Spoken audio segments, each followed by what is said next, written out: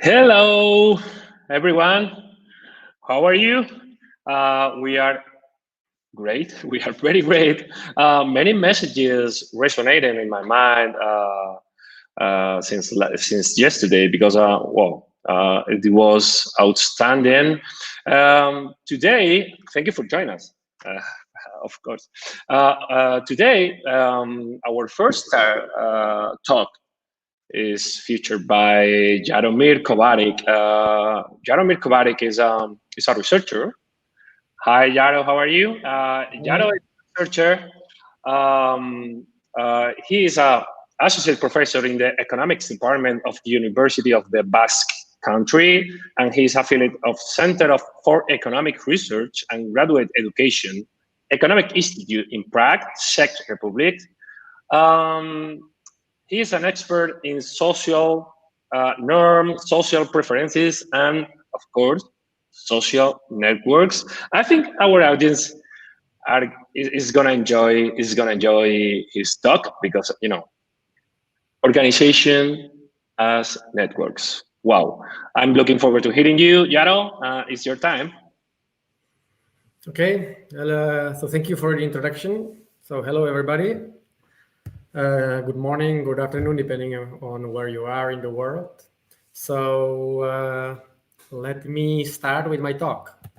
Okay, before I start, I would probably like to warn you that I'm from the academia. Okay, so I'm not very used to work to talk to people who are not from academia, people from firms, from practice.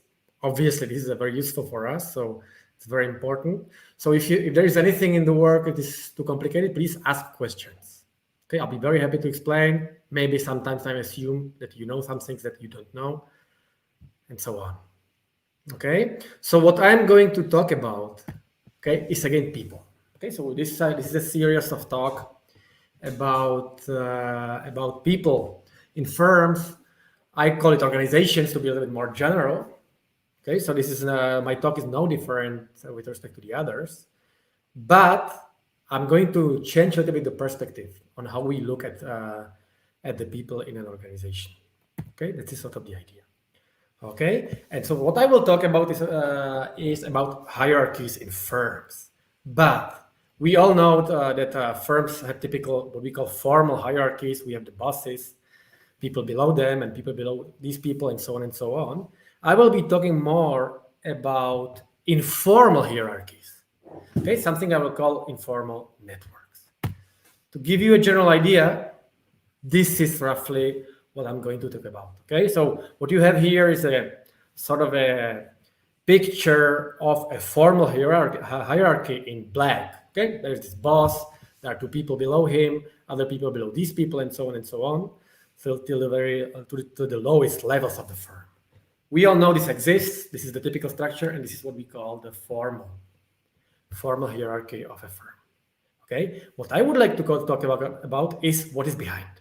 Okay, here you have a large number of examples. Some of them are exaggerated, but typically behind the formal hierarchy, we have the whole network of relationships. Okay, love relationships, hate, friendships. People know each other from outside. Okay, people don't like each other, and so on and so on. Okay, so my talk will be about these informal hierarchies.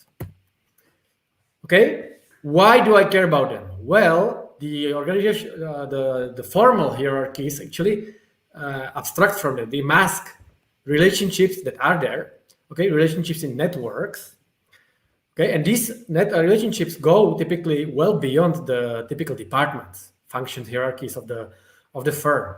Okay, people talk to each other away from the the formal hierarchy. So the question is whether this is important for the firm.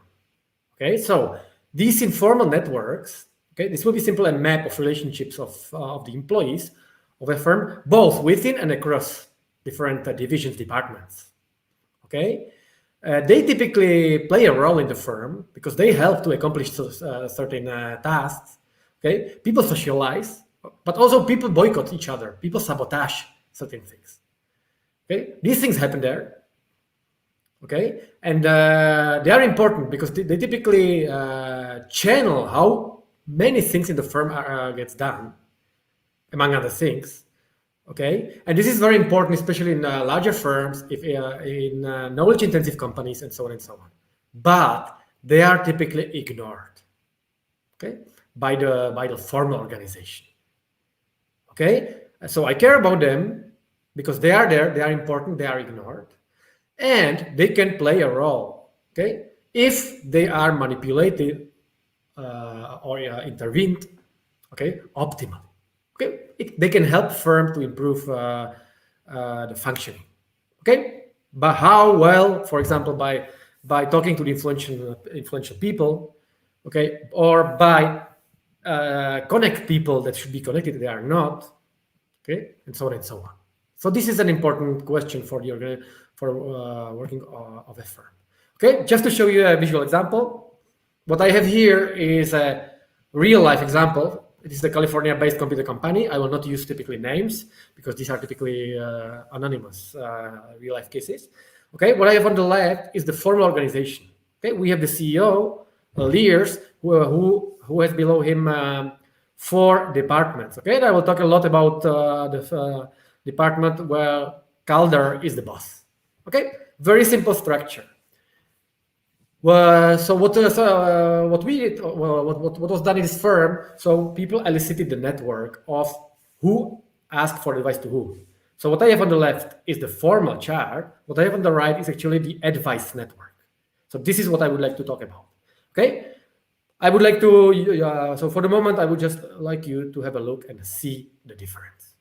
The 2 networks, the 2 hierarchies are very, very different. Okay, what is on the left is engineered. There's a very specific structure. What is on the right is nature. It's just arised endogenously in the firm over time. Okay, and you can have a look at the differences. For the moment, there's not much to see. I still didn't explain to you how to read what we have on the right, but I would like you to focus on the difference. The 2 things are very, very different. Okay, and what is important is that people ask for advice. Okay, other people, and this is not reflected in the formal chart. Okay, this is just an example. Okay, so let me start with some general questions. I'll try to reply them briefly before I go to the details. Okay, so this just the difference generates many questions. So first of all, what are these informal networks? Okay, why they exist?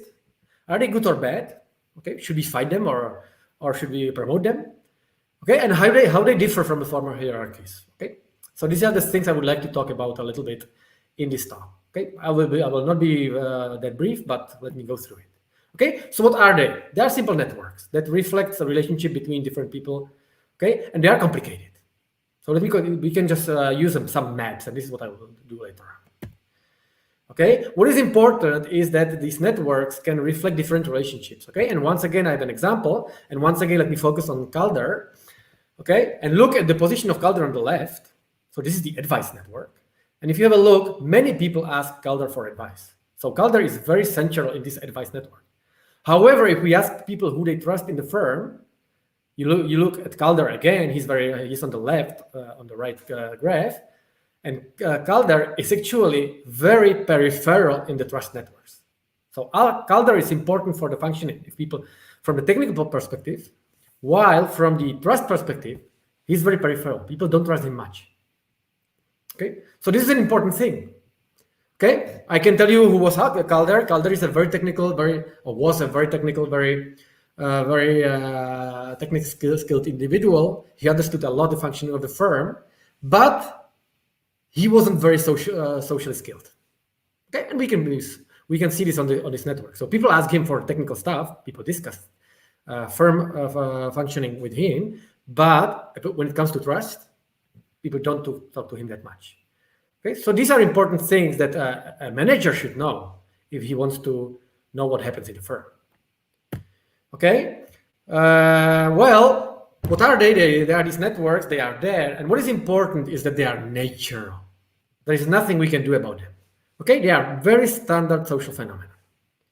Okay, and another important thing that the managers typically believe that they know how they look like. Okay, what the research shows that they are very wrong. And let me once again get back to it. Okay, so what I have on the left is actually the trust network. Okay, and we already saw that no one trusts Calder. Now, what I have on the right is actually how the CEO of the firm views the trust network.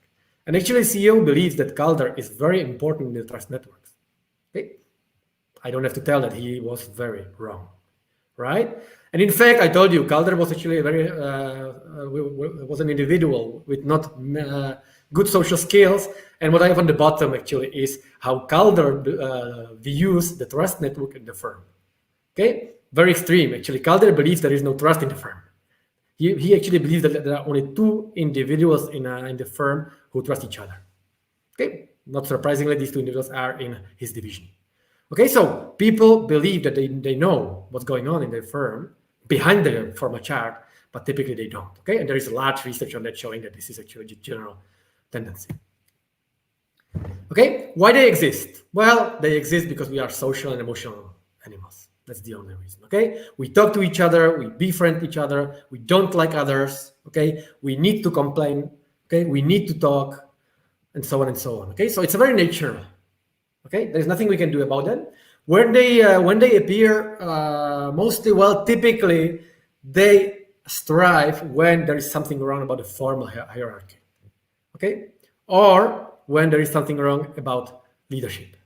So people start to form underlying networks that can solve problems. Okay, and these relationships, these networks, okay, detour the formal hierarchies. Okay, what is important for us, and this is why I talk about them, and I would like you to hear about them, is that actually they can make things work. That's important. Okay, are they good or bad? Well, neither of them. Okay, they can make it work. They can if they have a good structure. Okay, but they can also make the firm stop. They can be the reason of the failure of a firm. Okay, why? Well, there can be many people in influential positions in these underlying networks who can manipulate others. Okay, and the question is whether they manipulate them to work more, to work more for good of the company, or whether they manipulate them to boycott the company, for example. So we should be very well aware of these people who have influence. Okay, who can influence others, who are good networkers. Okay, so because these people are some sort of informal leaders. Okay, so as a firm, we would like to know who these people are. Okay, they are these shadow people behind the function of the firm.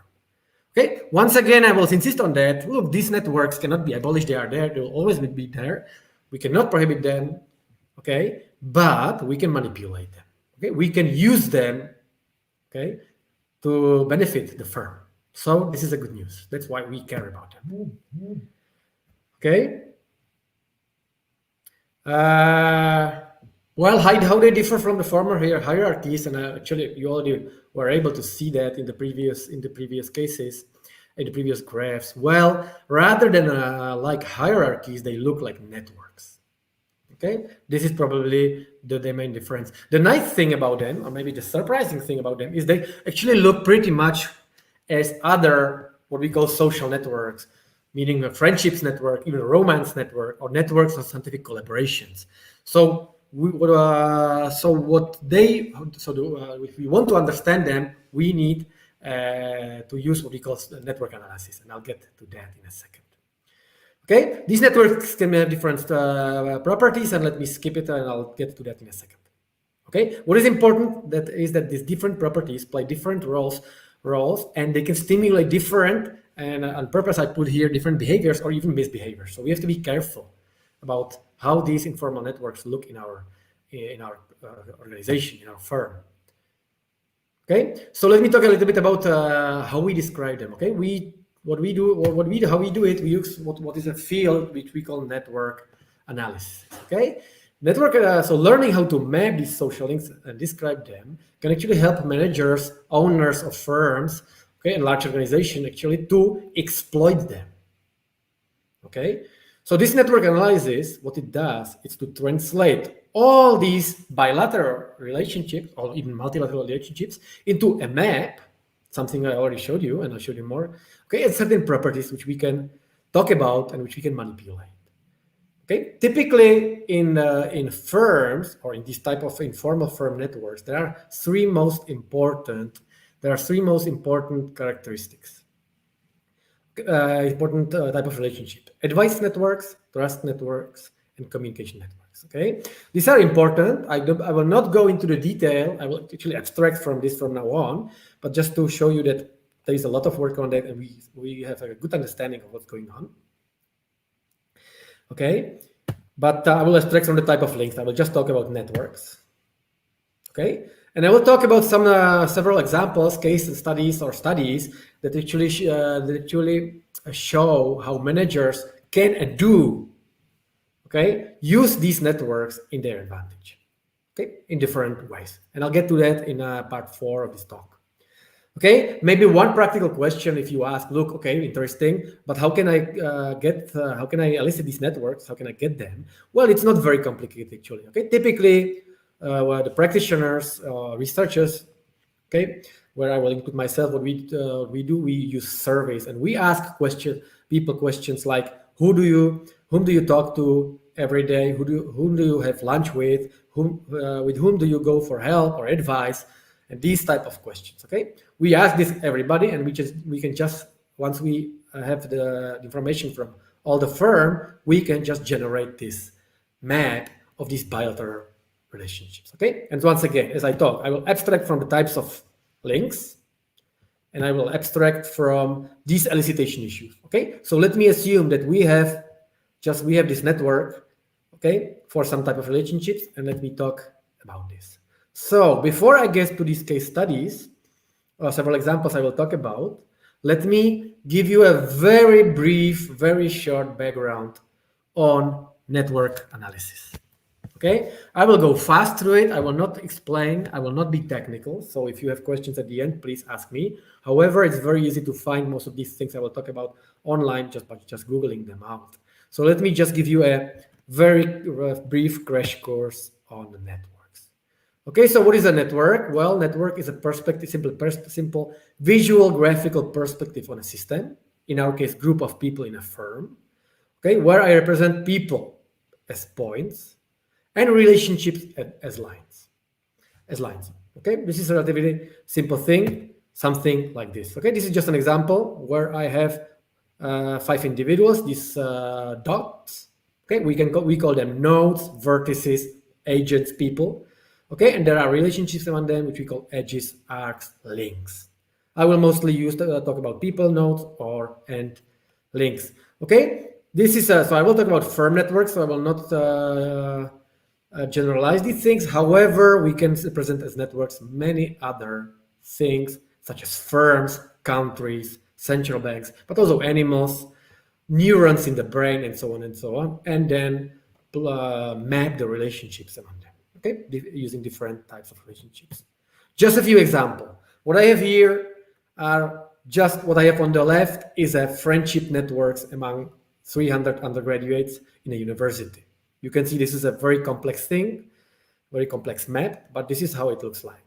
Okay, what I have on the right is, you can imagine these are the same people, students, but the type of link is different. These are romance networks.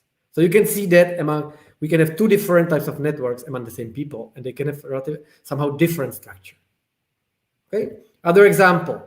These are the relationships among the families in the Renaissance Florence in the 15th century. Okay. I guess that everybody of you heard about Medici, which are the famous ones, but there are other influential families. Once again, we can represent it as a network, and we can talk about the power of these families, or about why Medici were the powerful people in Florence in the 15th century. Other example, relationship between financial institutions. So this is actually the map of the financial institutions before the big financial crisis in 2008.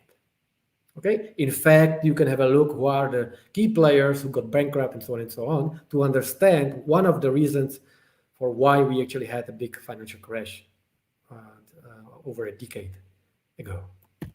Okay, this is a map of scientific collaborations between people, and the most important for us, this is just an example of a firm network. Okay, so firm networks typically have a typical structure. Okay, typically we have departments. Okay, people in the department are densely connected. They form cliques or clusters. And then there are certain relationships among them. Okay. On the left, this is more the theoretical like case. On the right, this is just an example from a firm where different colors represent different departments. Okay. So the firm networks typically look like something like this. Okay, so how can we describe it? So there is a lot of things we can talk about there. We can talk about global patterns, about segregation patterns, local patterns, positioning, and so on and so on. So let me go fast through it, okay? And this is a picture I like because it describes a little bit the different things that can coexist in the same network, okay? We can have things like brokerage, so some people broker different departments. Betweenness, people that lie in between departments. Closeness, people within the same department are close to each other. They form closure or cohesion. Okay, we can talk about degree. So some people that have a lot of, that are connected to many people and so on and so on. Okay, well, I will not have much time to go through everything I have here. So let me go through the important things. Typically, we talk about components, which are the disconnected part of the network. Okay, but in firms, typically the components are connected. So typically one firm is one unique component. However, we can have people which we call isolates, people that don't talk to each other. Okay, this is a problem. We want to connect these people to the other members of the firms. Okay, well, let me see some of the things. Then we talk about distances, how fast someone can reach each other people in the network. Okay, so for example here, node A, okay, individual A is distance 1 to individual B, and is distance 2 to individual C. Okay, so network distances, how far I have to go to reach others. And typically we want the distances in a firm to be short. This improves the communication. It increases the cohesion. Okay, we talk about connectivity. Okay, neighborhood. I will talk about the degree. So simply with how many people others communicate, how many people others trust in the network. Okay, very simple idea. We talk about out degree. So people I ask advice to. The idea is, so this is just an example. Okay, I trust J, K, and L. I can talk about in degree who trusts me. So in this case, these two bottom red nodes trust I.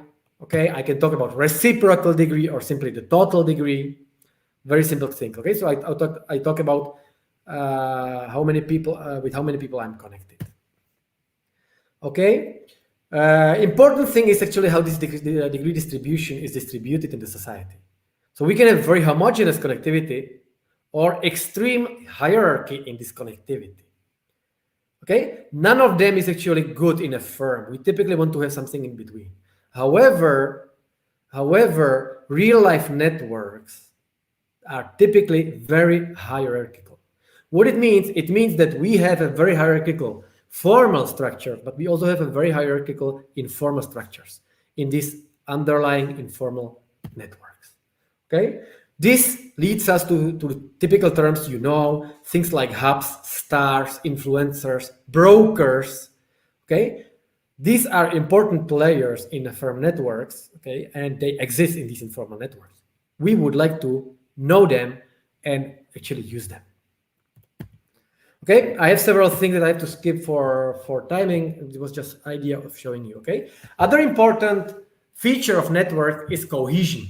Okay, we typically use something which we call the clustering coefficient, which is a network measure of triangles, like one I have here on the right in the network.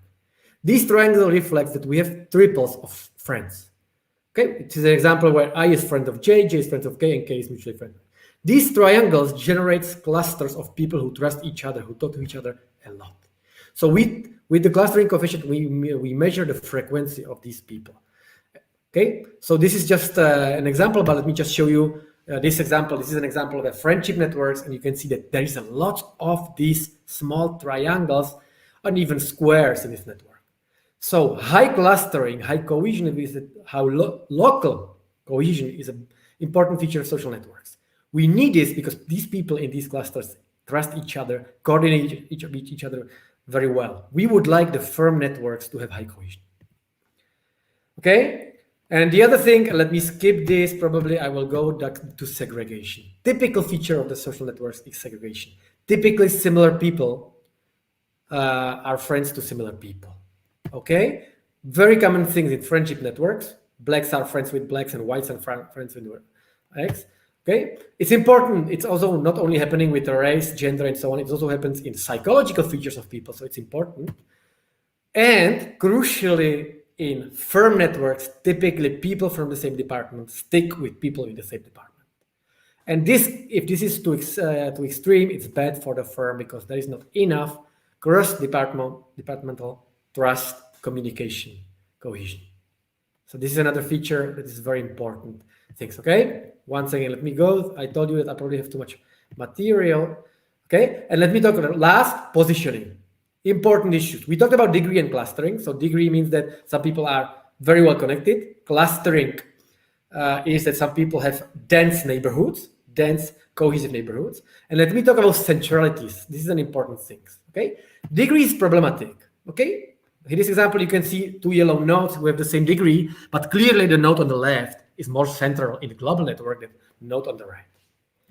That's why we talk about other global centrality measures. Okay, I'm not going to enter into the detail here. Okay, there is a lot of them. Okay, and they reflect different things.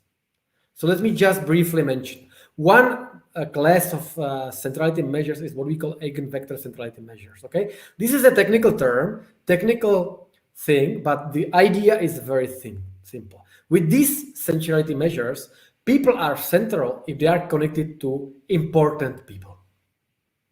Okay, very simple idea. So if I know important people in the network, I'm a central individual. If I'm a good friend of the CEO, independently of where I am, I can influence him, and as a result, I have influence.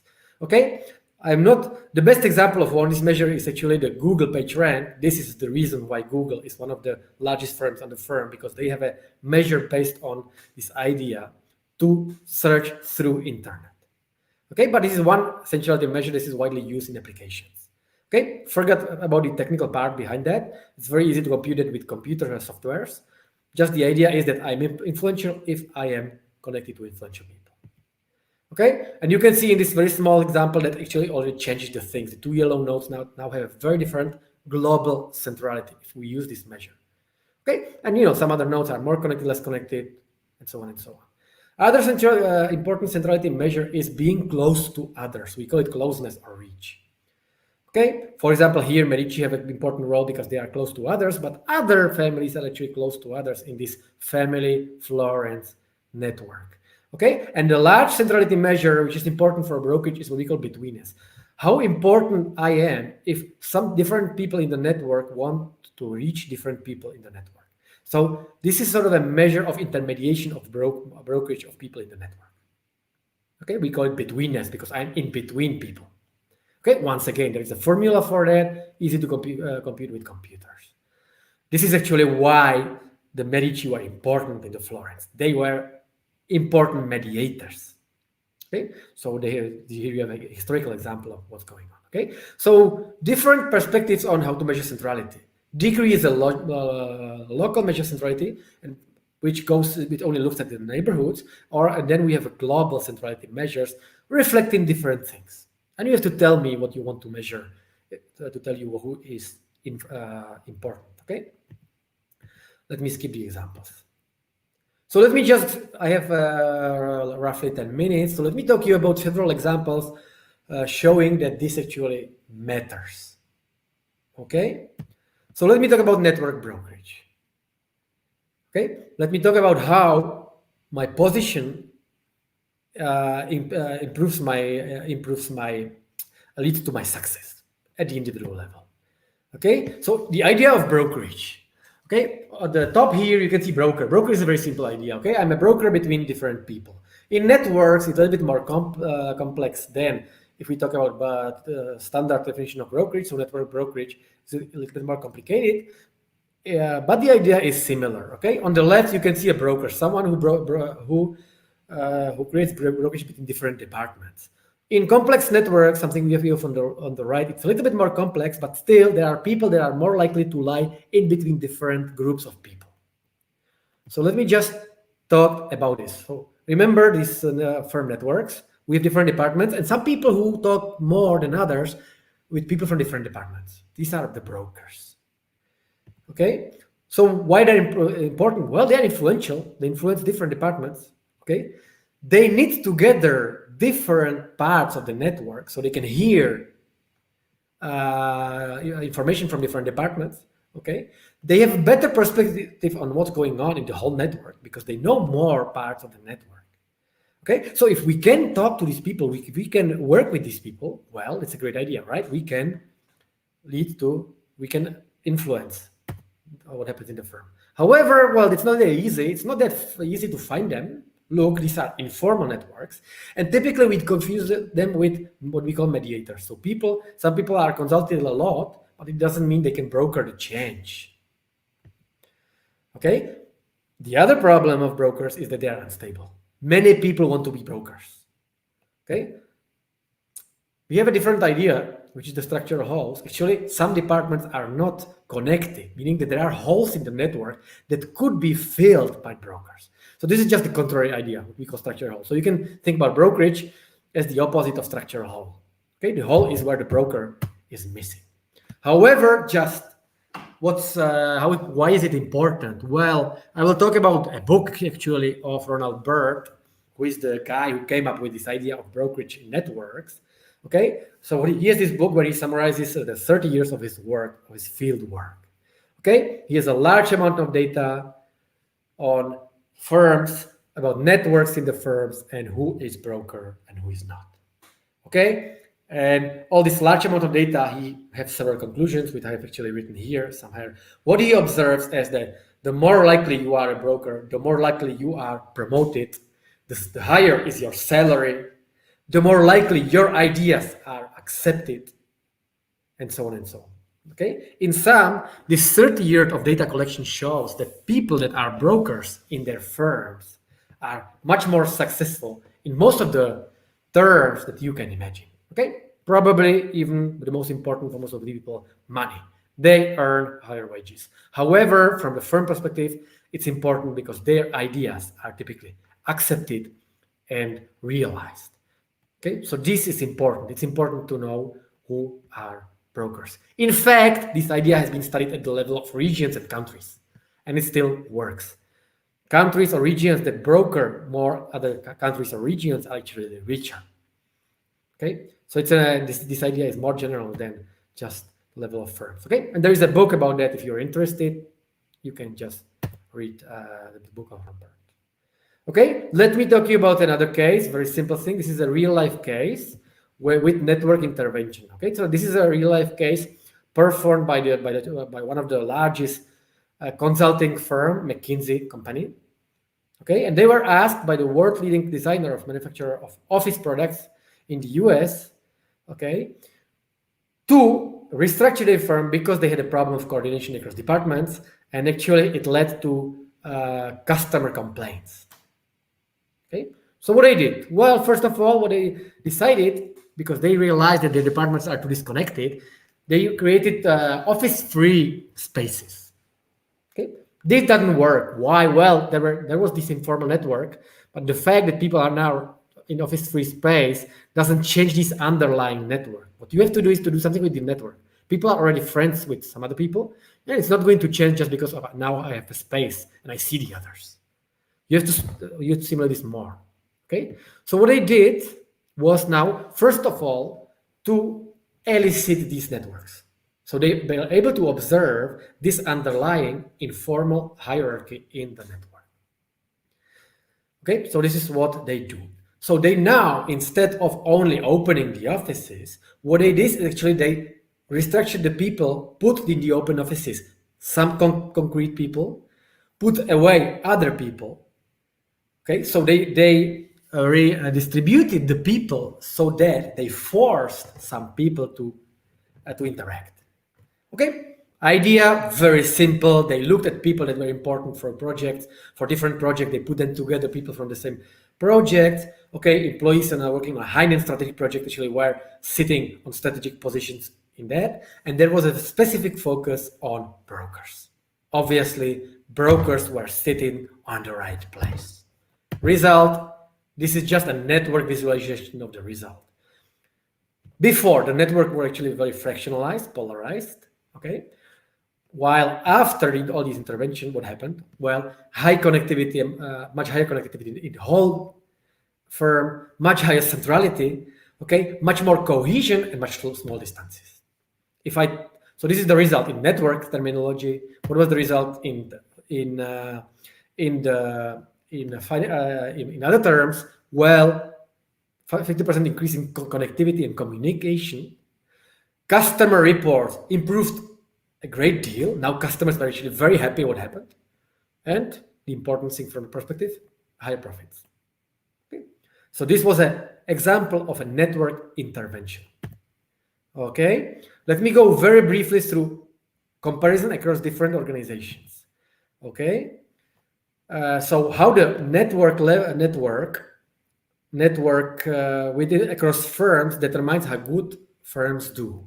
Okay, I'll be brief. I'll probably skip some things here, but it's a very interesting example.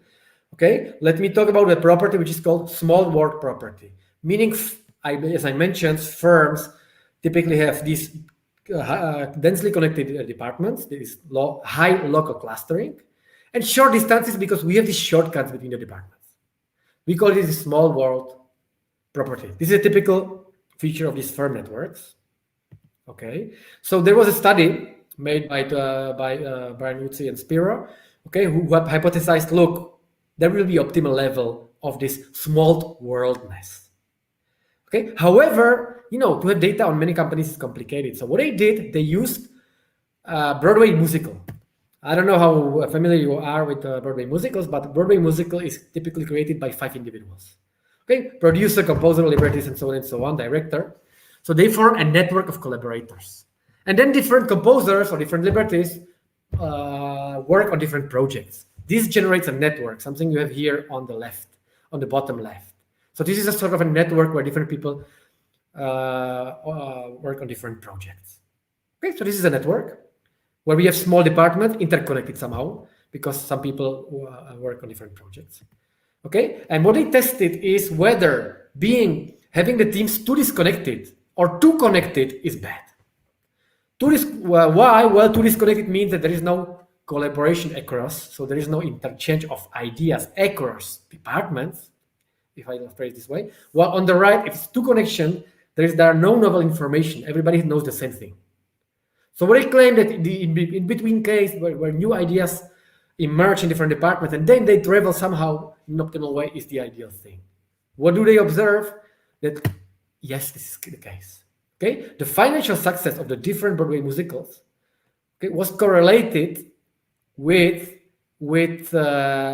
this new worldness of the networks, and not only the financial success, also the artistic success. Okay, what I have on the left is the financial, okay, success or actually failure. This is the gray, and what I have on the right actually is the artistic success. So these are the reviews or artistic reviews. In both cases, there is an optimal level of this feature of the networks that maximizes the benefit and the artistic success of these projects. Okay, so this is a nice way how we can detour the problem that we don't have good data on different networks because firms don't want to share with different types of data. Okay, so let me stop here. I'm done.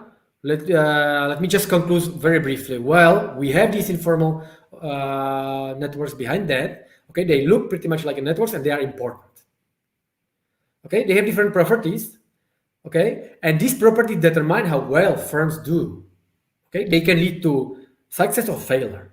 Okay, so the important lecture from this talk, I would like to give is that simply, well, look, we can manipulate them. So let's do it. Let's do it well so that our firm improves and increases the profits, benefits, and so on and so on. So let me stop here.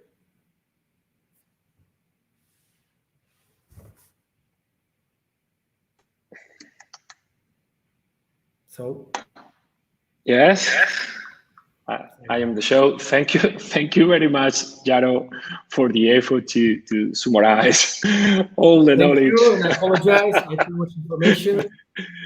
Please stop share screen if you can. Yeah, sure. Exactly. So now you can I know. You know, this is a talk that we can hear for hours because there are many data and knowledge and papers, scientific papers Dan about that.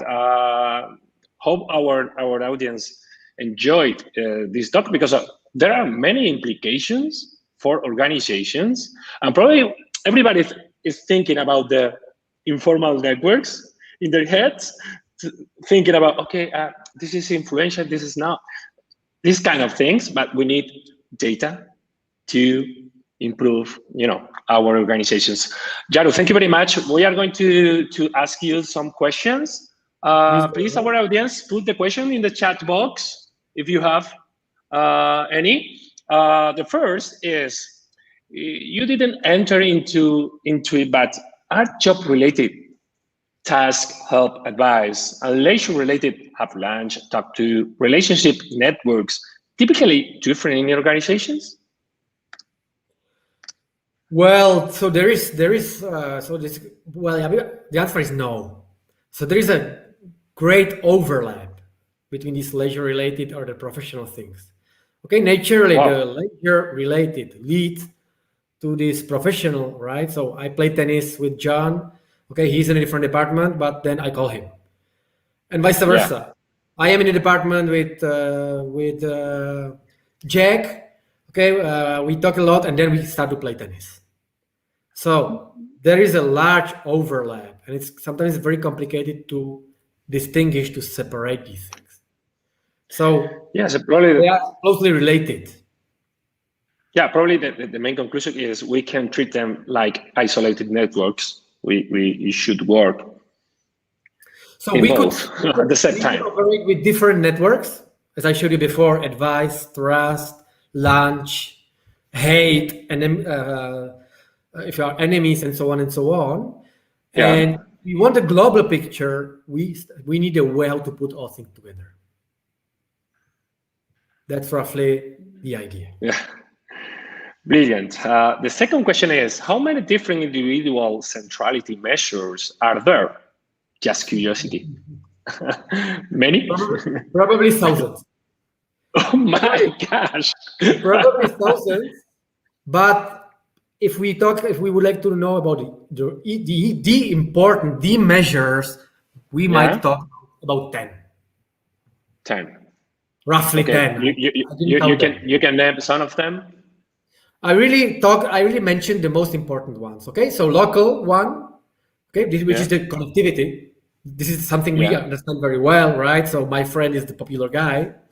Okay, and then we have this global one. The important probably are this eigenvector centrality, because it really reflects everything in the networks, and that's why it's complicated. And I didn't want to enter into the technical details, but the idea is that I am influential if I'm friendly with influential people, but then they are influential, they are friends with influential people, and then everything counts. So this is the more complex. This is the Google one. But then we have this simpler one. I am central if I'm close to many people. So this is this closeness. Yeah. Okay. And then the third case is this brokerage, in-betweenness. Exactly. And I would say these three are the important in spirit. These three important global measures, which are easy to understand if we abstract from the mathematics. Yeah, I was thinking about brokerage, because betweenness is sometimes really critical in large organizations which have many departments. If you think about it, all my real life examples were really referring to brokerage betweenness. Yeah. Let's go with the next. Sharon McAldo, what tools can we use to map the relationships in our organizations? Great question, Sharon. Well, I don't know exactly what Sharon means by tools. Probably she talks about a software. So if you give me the data about these bilateral relationships, so we ask 10 individuals with friend with whom, you give it to me, I just put it into a software. The best software is R. So this is what people use the most. So R statistical software. This is a freeware. Everybody can download it, and there is a package called iGraph, which is the best thing, which people mostly use. But probably complicated for business people. Exactly. There are network-specific softwares, and I admit I don't know them. But if you have a look, if you Google it out, I'm sure hundreds for free will come out. Yeah. I would say behave for the Agnosis platform because we do networks. We do networks. In fact, we share an article about networks analyzing HR community on Twitter. I invite all our agents to look at that in our blog. We have more questions. I think no. Yaro, what a pleasure. Very insightful. Okay, the pleasure was mine. Thank you for organizing. Thank you for the audience for being with us. Yeah, if you have questions after this talk, you can rewatch the talk in our YouTube channel and ask Jaromir questions by email or in his website. Thank you very much, Jaro. See you soon. Thank you. Have a great day. Bye. Well, wow, many things to take a note to improve our management when we are talking about virtual teams during these times. The next talk is featured by Monica Capra. She's one of a kind. Stay tuned.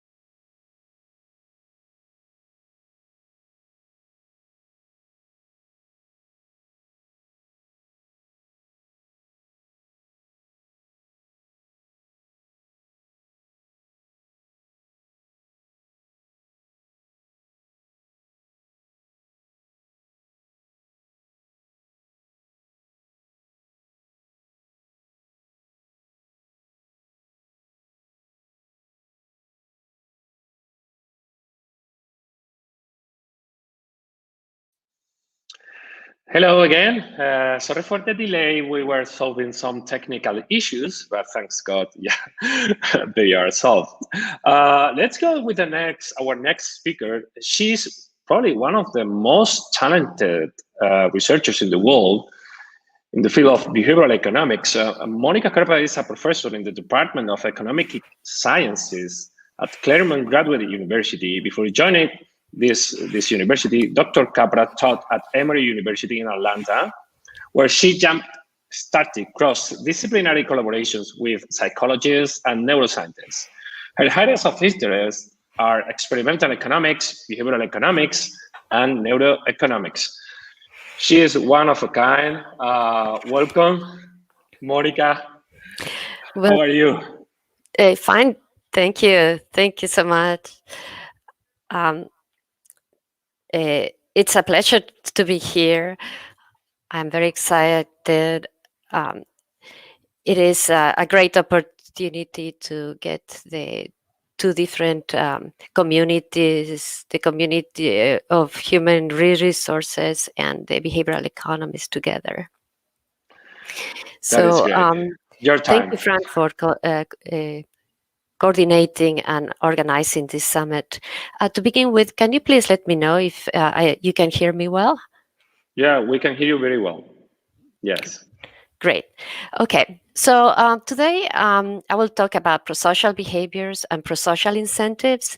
And by prosocial, I basically mean two kinds of behaviors that are observed in real life, which is the helping giving money to charity, and the other is helping through the provision of effort, talent, and time that one gives when one is volunteering.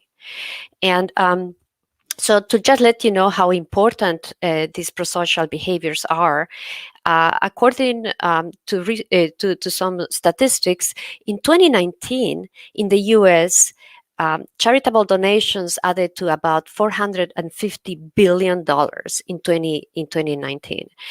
And in terms of volunteering, if we look at the monetary value of all the effort, talent, and time that people put into volunteering, it will be about $187.7 billion in 2019.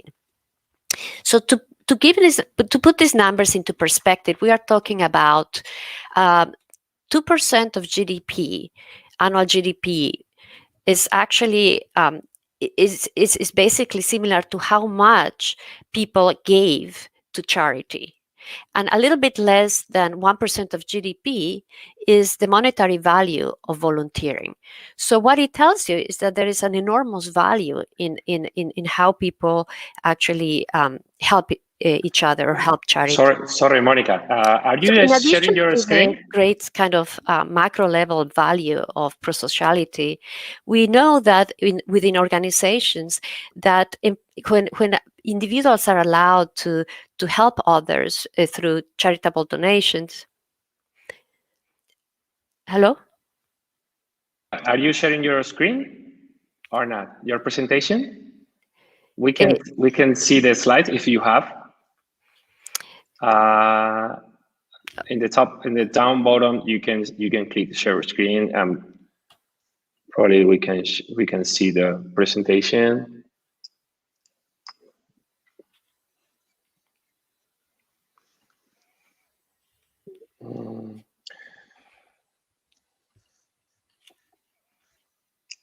Yeah, sorry. Here we go. Perfect. Okay, sorry. No worries at all. Perfect. Okay, so so in addition to the monetary value of volunteering, we know that in terms of the organization, in terms of how volunteering or prosocial behaviors help individuals, we know that there is a large level of value in terms of adding to the employee morale and the feeling of well-being of employees. And that's because if people are allowed to volunteer or to help charities, the they feel that they are part of something that is beyond just themselves, and there is more kind of meaning in what they do. So in terms of for the organization, it's possible that this idea of charitable donations could mean that the employees will be happier and perhaps productive as well. So let me just I think I'm not sharing the right screen.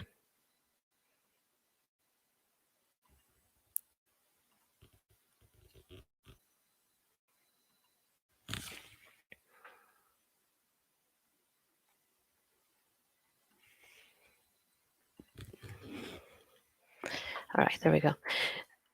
Okay, so in terms of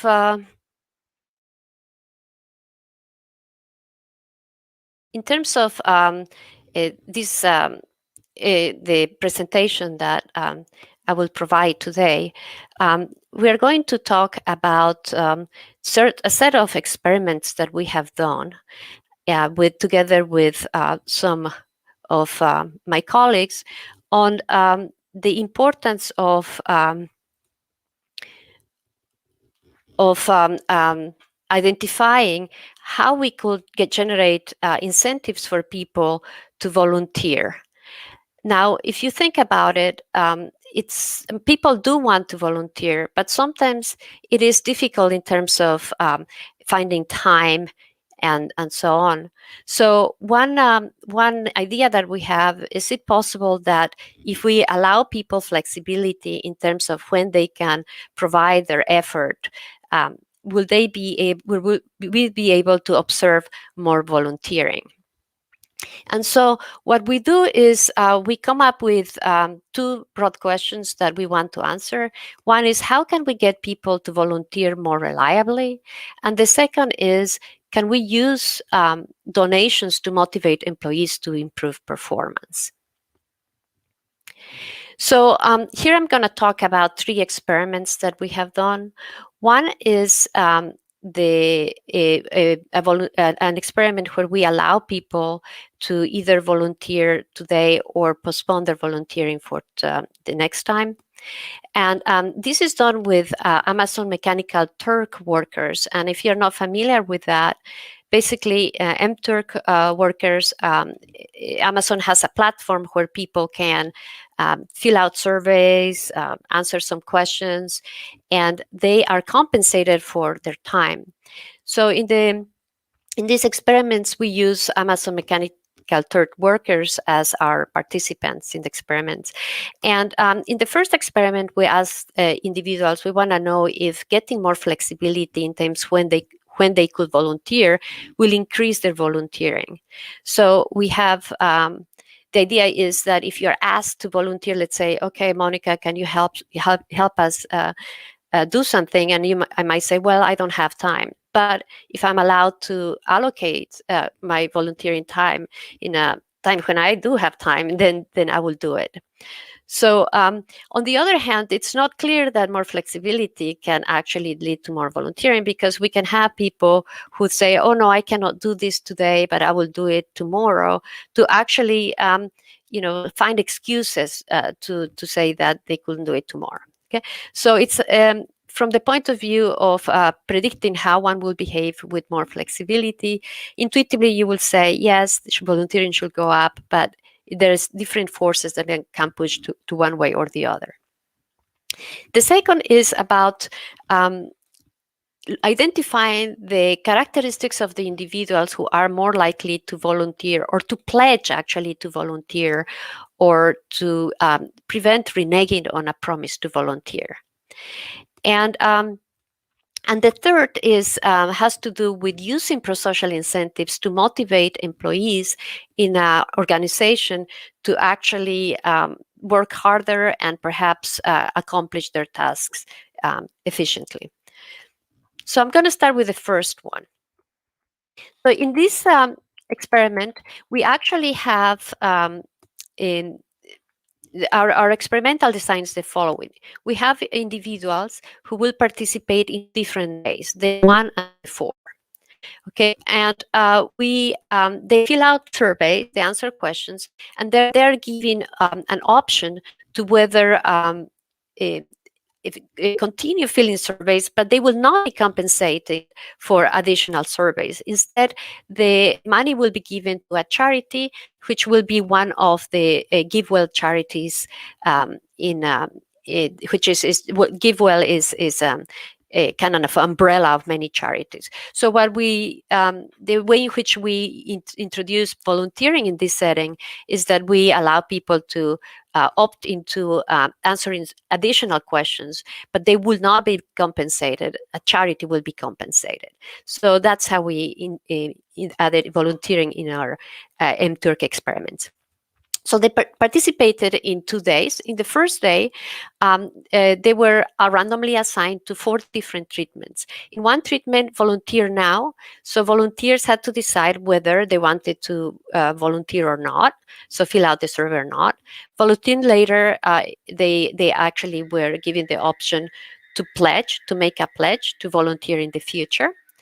Then just to make sure that we kind of have a comparison with how volunteering compares to charitable donations, we have a web treatment where people could actually give money.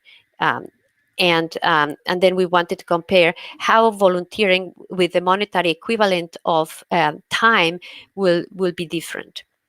And finally, we have the flexibility where people could decide to volunteer now, later, or not volunteer. So that's what they decided on day 1. On day 4, those people in the treatment with volunteer now only, there was no day 4.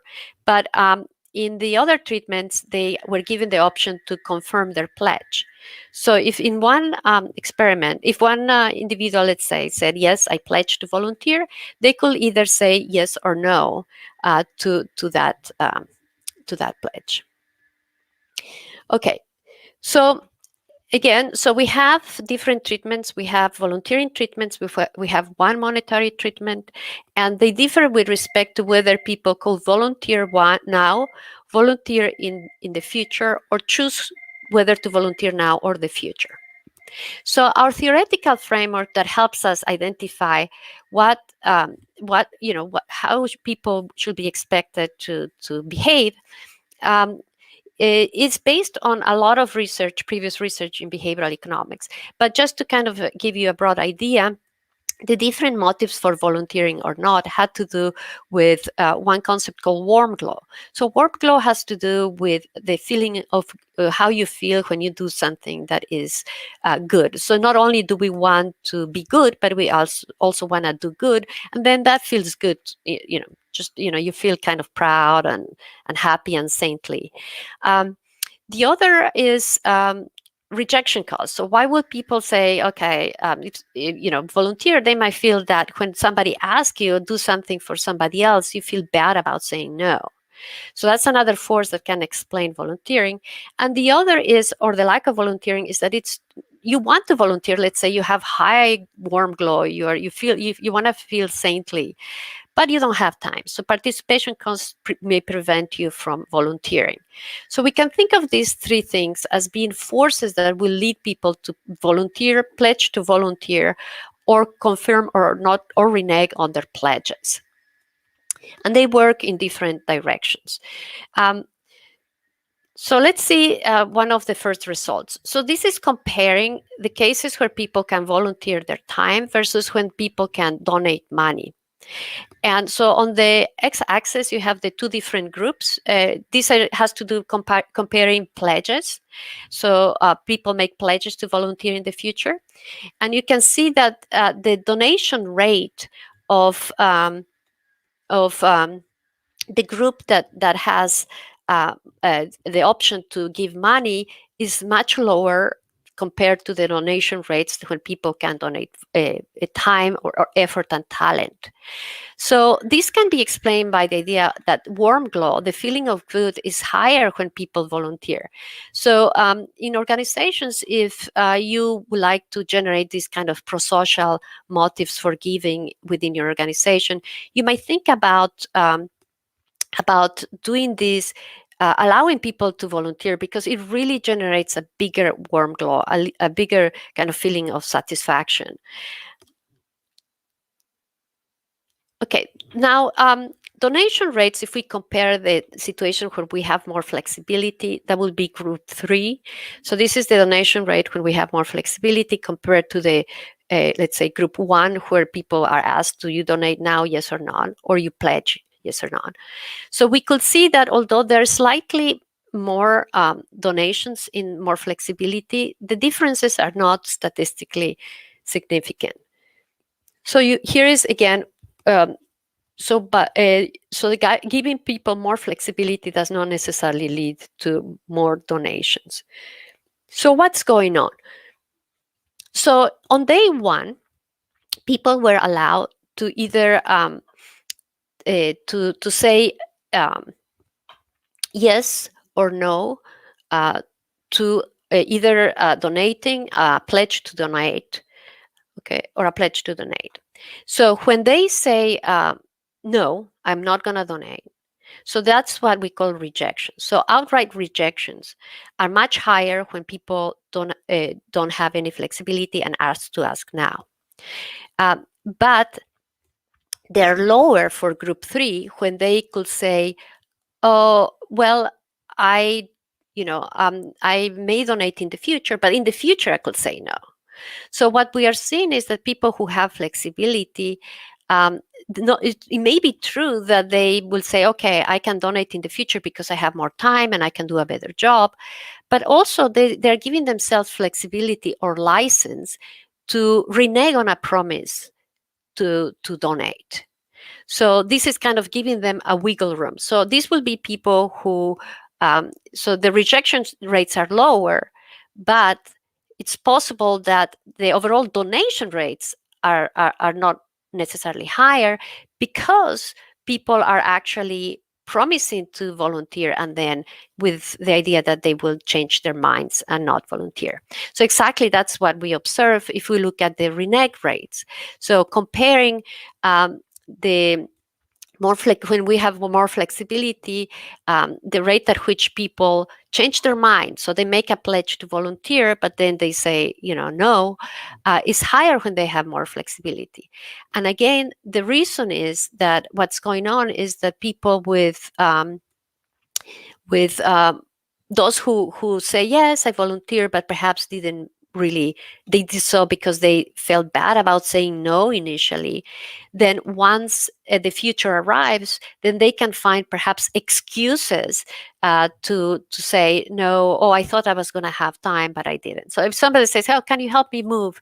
And you say, yeah, I'll do that next week. I will help you move.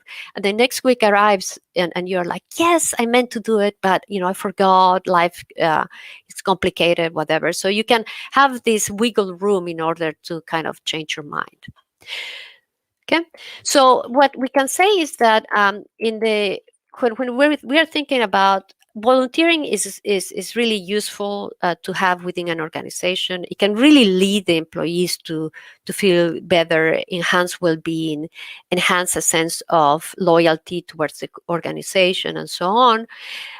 It does lead to this kind of warm glow feeling. However, there's a problem that if we want to get people to volunteer more, flexibility can help. But flexibility also allows for this wiggle room to some people to find excuses to actually make a promise and look kind of good, but then find excuses to renege on those promises. So the second experiment, we want to tease out what are the personality profiles or the mechanisms that lead people to volunteer more. And so something that we realize is that there are gender differences. So there's more a higher percentage of women volunteer compared to men in our experiments. But when we add personality traits, those gender differences disappear. So the differences seem to be driven by personality. So in here, we are looking at personality, but also we want to know whether there is a mechanism that could be manipulated in order to enhance volunteering. Because you cannot change people's personality, but perhaps you can change something that certain personalities will lead them to volunteer more. So again, this is relevant for the nonprofit sector, because I was reading some articles about hospices and how reliant they are on volunteers. And there was this estimate that if volunteers disappeared from hospice service, that cost will increase by about 30%. In addition, volunteers also provide this kind of human touch to organizations that rely on volunteering. So the one thing that we want to see is that whether the different personalities are more likely to pledge to volunteer, to make promises, and less likely to renege on a promise. So the 5 personality traits, the big 5 are openness, conscientiousness, extroversion, agreeableness, and neuroticism, or ocean. And but again, if we do find that some personality trait affects volunteering, there's not much we can do about it. So we want to find mechanisms that can actually lead to more volunteering. And what we chose is altruistic self-concept. So to explain altruistic self-concept is kind of how you see yourself. Do you see yourself as an altruistic individual? So consider the situation where you are let's say you see somebody who falls and hurts herself on the street. And if you see yourself more of a hero, you're just going to go ahead, drop everything you have, and actually help. So how you see yourself, if you see yourself as somebody, oh, I'm busy, I have important things to do, maybe you will be less likely to help. So that's the idea. How you see yourself may affect your decisions, your prosocial behaviors. So, so for this, we use a mediation analysis. And in mediation analysis, we have 2 things. We have that personality. Previous researchers have looked at the effect of personality on prosocial behaviors. And so that we consider that those kind of direct effects. But there are also other indirect effects that can happen through other variables. And so that's what we a mediator. So we are interested in seeing whether altruistic self-concept, or how altruistic you see yourself you are, whether that mediates the effect of personality on volunteering, making a pledge to volunteer, or reneging on a pledge. And so mediation analysis has confounders and moderators, but so one intuitive confounder will be gender. So let's say females may have a more specific personality trait and may be more likely to volunteer as well. So we tested for confounders as well as moderators. Moderators are kind of things that will interact with the different variables. So what we find is that agreeableness is the only personality trait that actually affects pledges or promise to volunteer and the likelihood of reneging on a promise. We don't see conscientiousness showing up. We don't see openness showing up. And when we add the mediator, altruistic self-concept, we find that the altruistic self-concept completely mediates the effect of agreeableness and on promise to volunteer and on reneging on pledges. So more agreeable individuals tend to be more likely to promise to volunteer through its effect on altruistic self-concept. And when we look at other variables that might kind of interact with agreeableness, we only find that volunteering experience plays a role. And the role it plays is the following, that the people with less experience tend to have a stronger altruistic self-concept. So the effect of agreeableness interacted with experience is greater among the inexperienced one in affecting the likelihood of reneging. So the less experienced people who are agreeable are less likely to renege on a promise.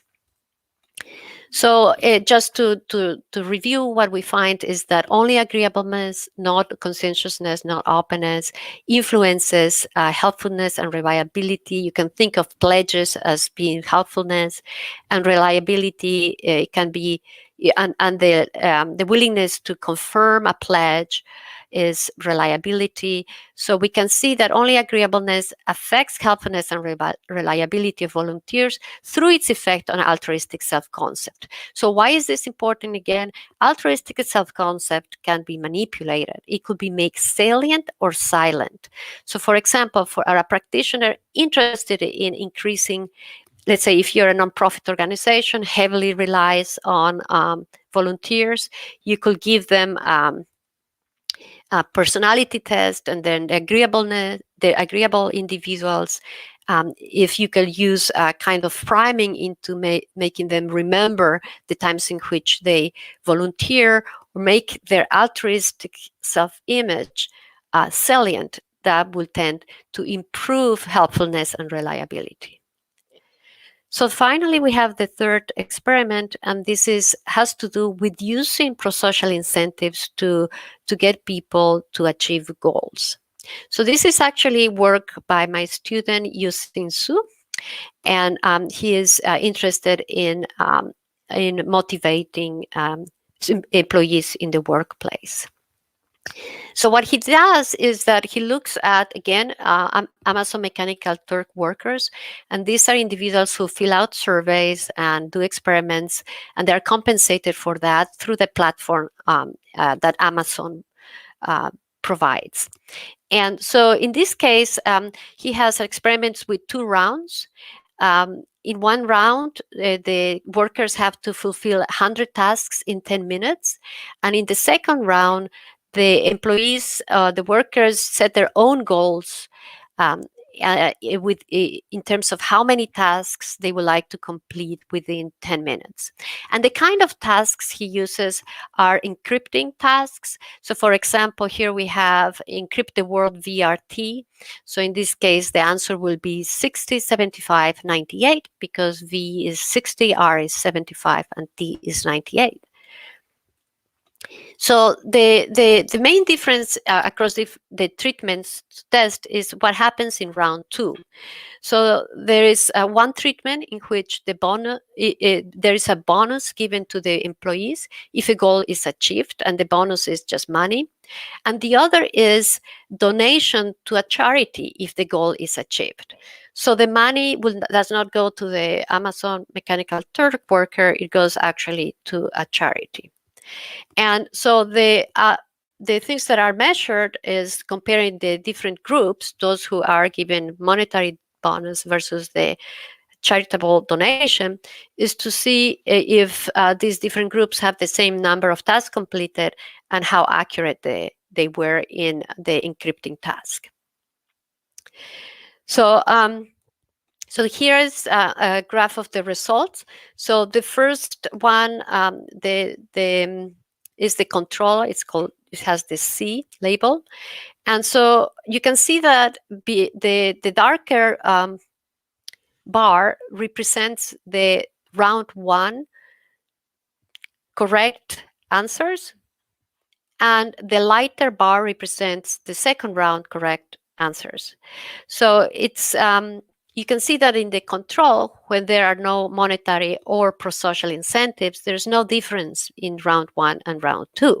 However, when the monetary incentive is given, that is, people are paid bonus when they set their goals and they meet them, they actually round 2 is higher. So one thing is that setting goals is a good thing to motivate employees.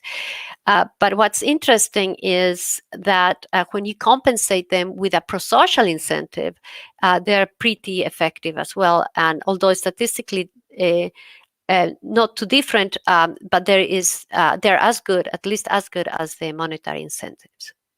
So in this graph, we could see that the prosocial incentive performs quite well. Now, another thing that could happen is that, okay, people are setting up their goals, they're completing their tasks, that's great. The question might be, well, are the tasks, that are the goals that people put to themselves when you have a prosocial incentive more are they achievable, or are they too ambitious, or are too mediocre?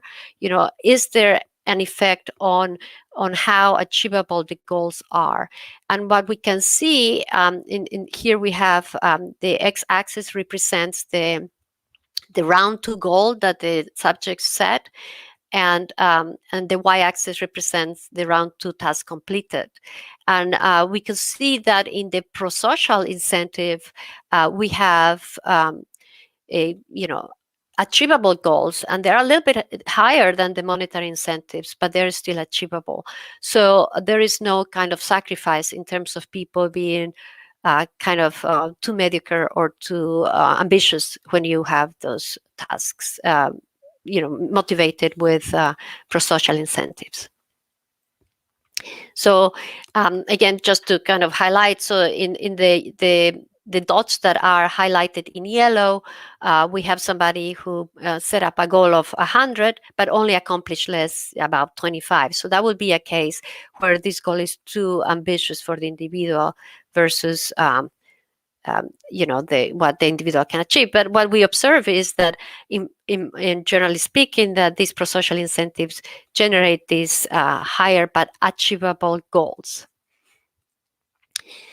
So just to wrap up, one question that our group is interested in answering is, how can we get people to volunteer and volunteer more reliably? Again, the reason why we believe this important is this is a very important, creates a lot of value for our economy. It creates enormous potential for the employees in terms of a sense of well-being, a sense of loyalty towards the organization. So, and some organizations like nonprofits heavily rely on volunteers. So it's important to understand what it is that we can do to help people volunteer more reliably. So we find that providing flexibility is important, but we have to have caution.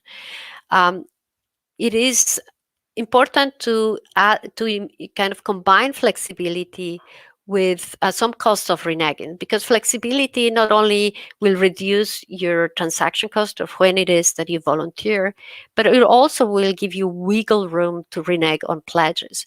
So a way to increase the cost of reneging may be to kind of have some social pressure or some type of generate as much as possible, because you cannot force people to volunteer. That wouldn't be volunteering, obviously.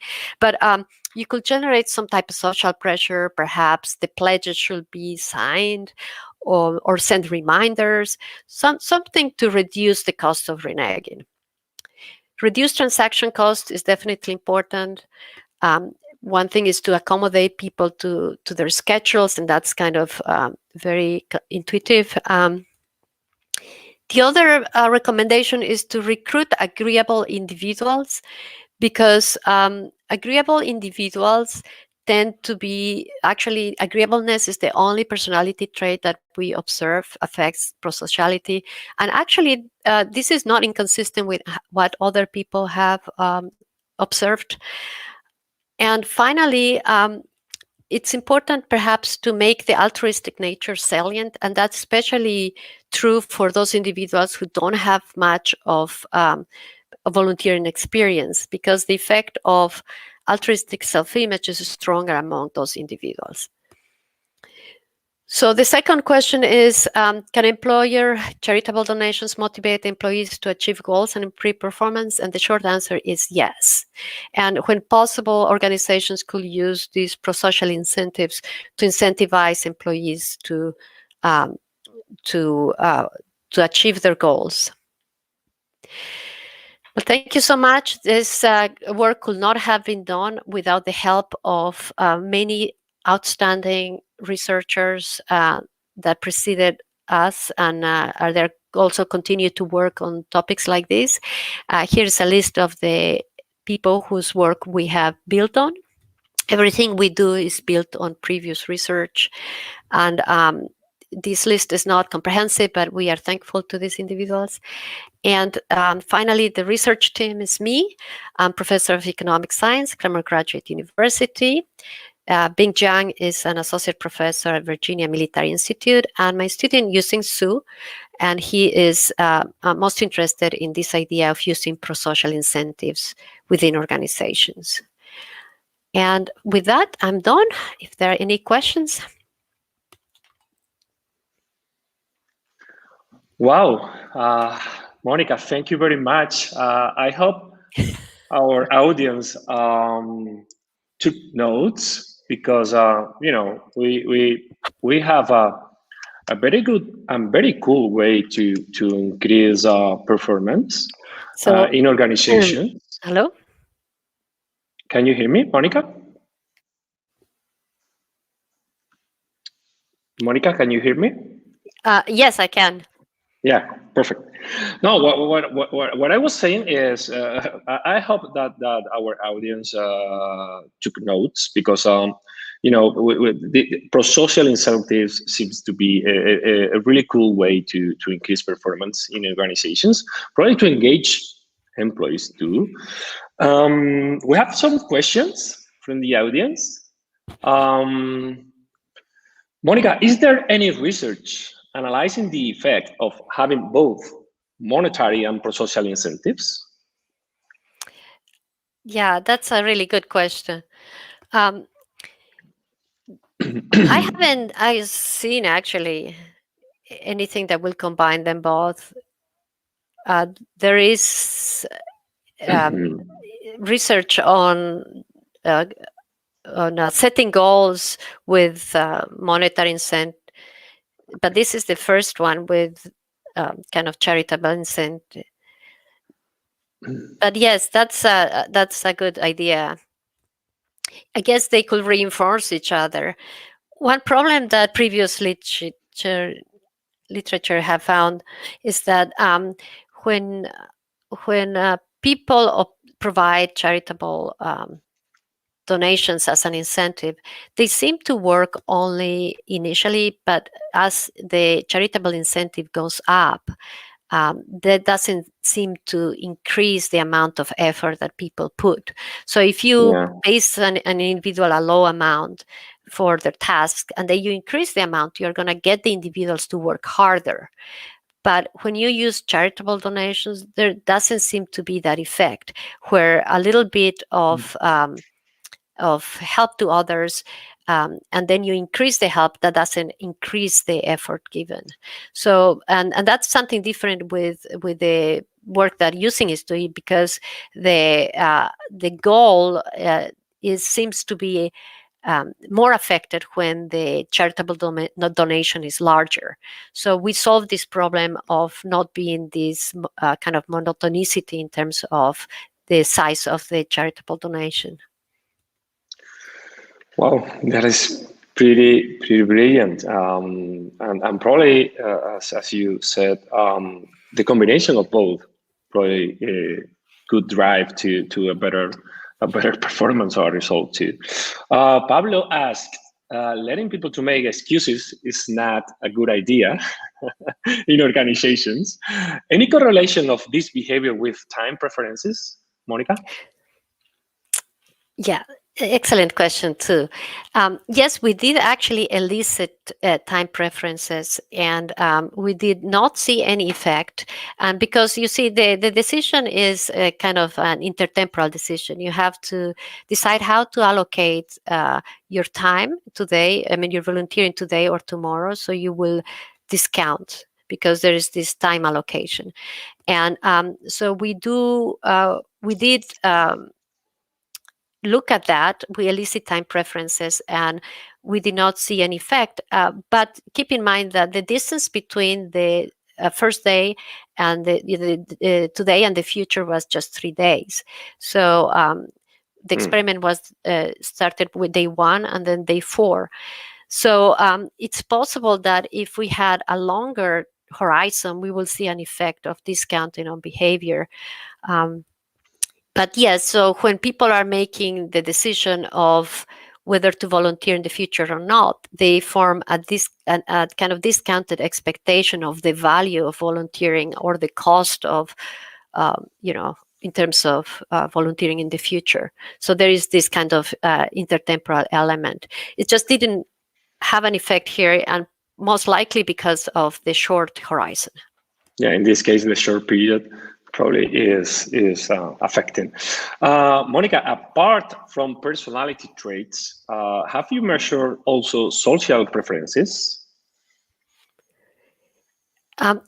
Yes, we actually did measure altruistic. We have an altruism index that we measured, and that's based on previous paper by Armin Falk and his co-authors. And so we come up with an altruism index that takes into account both behaviors and kind of self-reported altruism, like if they consider themselves helpful and stuff like that. And what we see is that, yes, there is a positive correlation between that and the willingness to pledge, to volunteer, and the willingness to confirm a pledge. So, and that's consistent with our model because we have three forces are playing. One force is warm glow and also altruism, right? So people who actually is very strong correlation, people who are more altruistic, it's hard to measure warm glow, but you will expect that people who are more altruistic would derive more utility from helping. And so we observe that. And but the other forces are that the people don't want to say no, and the third force is that they feel they don't have time, so there's this transaction cost. So we see that actually altruistic individuals will want to, even when you have time flexibility, to volunteer as soon as possible because the utility of volunteering earlier is bigger than the utility from volunteering later because of this discounting effect. Wow, I don't know if these altruistic people could be more cooperative. Well, probably they are. But cooperation could be affecting these kind of behaviors. Monica, pretty interesting. Many implications for organizations, I think so. Thank you very much for your time. What a pleasure to have you here. Honored. Thank you so much. I'm sorry that we had some technical issues initially. I hope that didn't cause too much of trouble. No, not at all. Not at all. Monica, thank you very much for being here with us. We enjoyed a lot your talk and talk soon. Thank you very much, Monica. Bye. Bye. My dear community, don't miss the next talk by Antonio Espín. See you soon.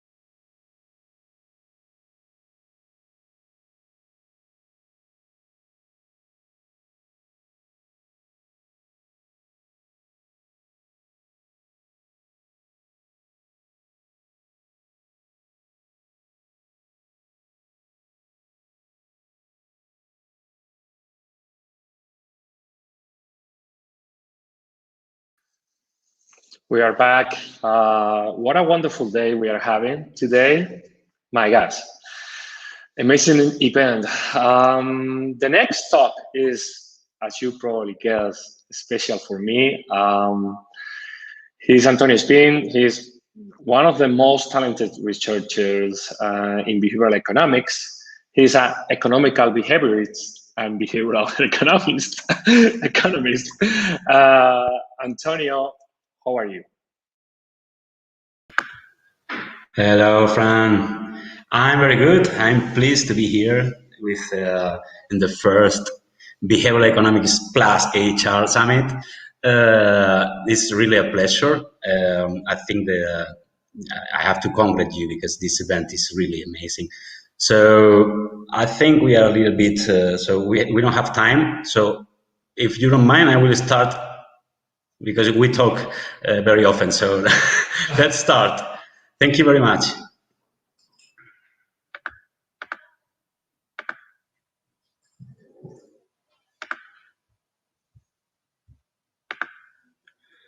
Let me first.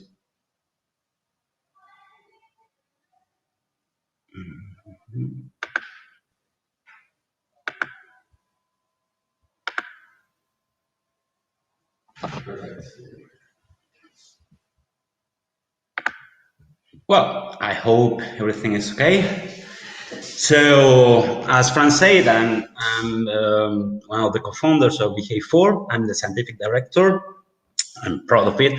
And my talk is titled Behavioral Economics Assessment. And I cover some topics on it. And I will also offer an application to Agile teams, to teams working under Agile methodology. Yeah, let me first introduce a little bit the company. These are the three founders, a little bit younger than nowadays, but only 3 years younger, I think. So, Fran Reyes, you already know him very well, Jaime Martinez Brocal, and myself. Well, we are glad of being pioneers in applying behavioral economics assessment to human resources. We can say that we are very proud of it, that we have, to the best of our knowledge, the first paper on the topic. And we published this paper in the Journal of Behavioral Economics for Policy in 2017, and it's entitled Organizations Should Know the People, a Behavioral Economics Approach. My co-authors were Fran and Lucilia, psychologists who were before with us. Okay. This is our main framework. This is how we work. We apply this framework to all our projects. It's a very simple, I would say simplistic method, but if you don't follow these 3 steps, you probably will be doing something wrong. So first of all, we have to identify the issue, of course, what's the problem, and what we should measure in order to solve this. Okay, then measurement, the aim of the main framework is measurement. We start from the premise that there shouldn't be intervention without proper measurement. And what we do is that we have a digital platform and people behavior and preference are measured in the platform online.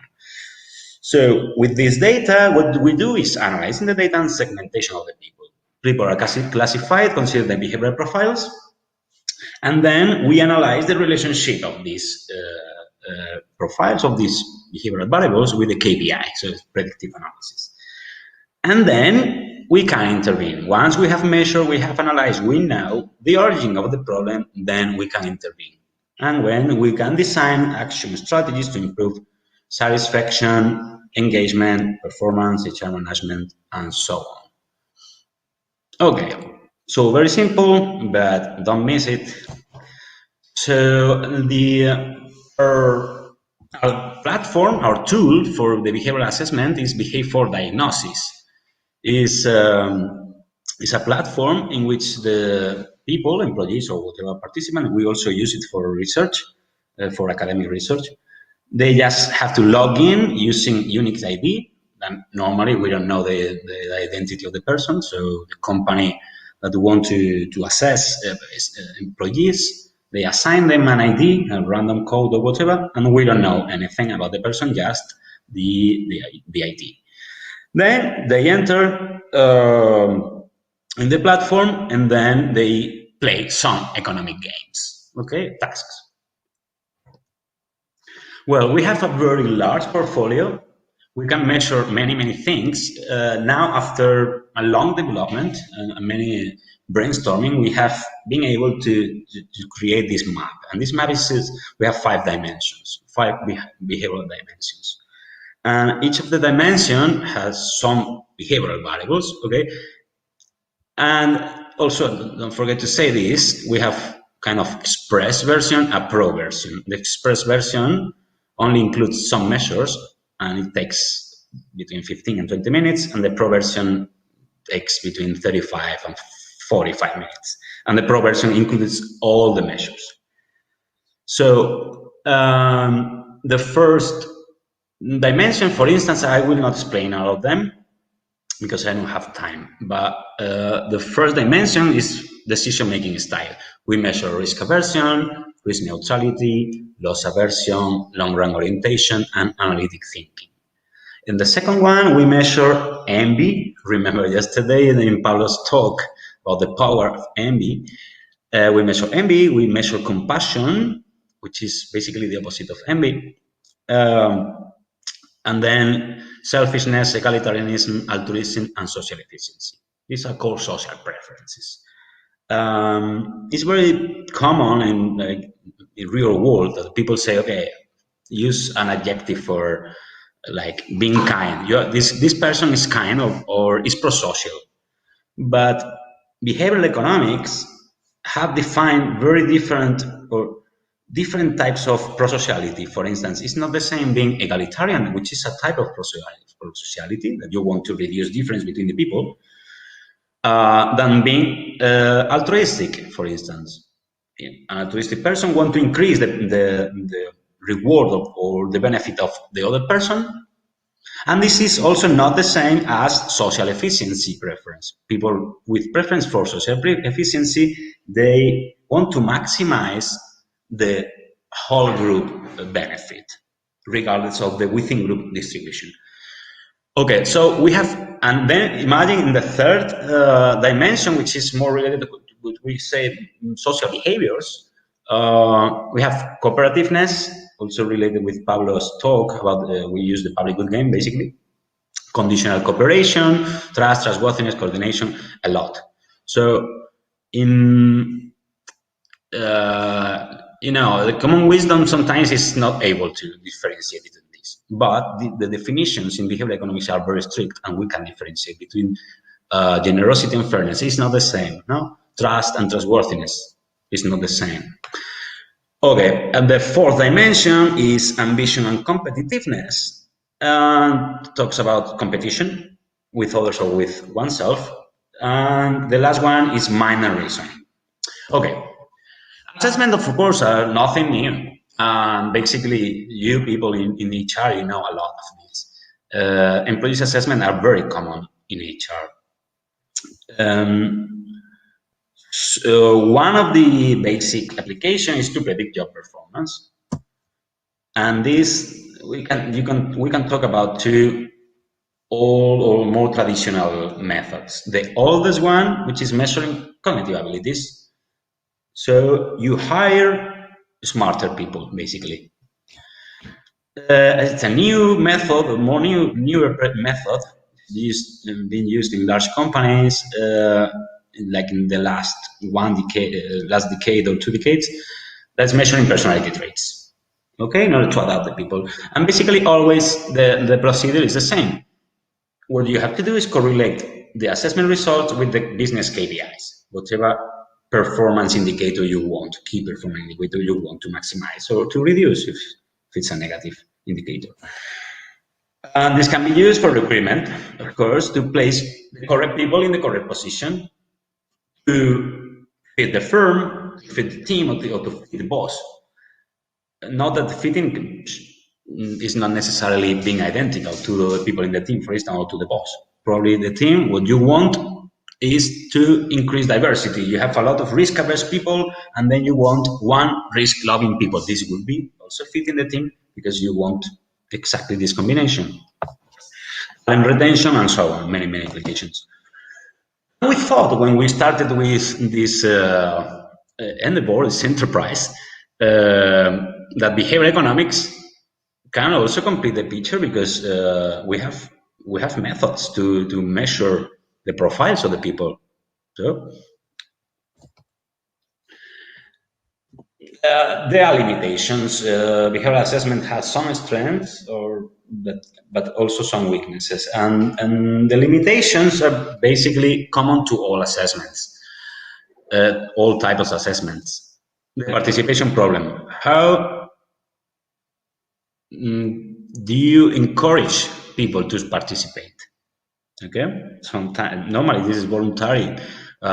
It's difficult to sanction people or to punish them if they don't participate. So I'm very related with this. If you are unable to make all your employees to participate, then you have self-selection issues. Imagine that you want to see the correlation between cooperation and the KPI, and then you say, please, only the volunteers that want to participate, and you get only very cooperative people because are those willing to help the company.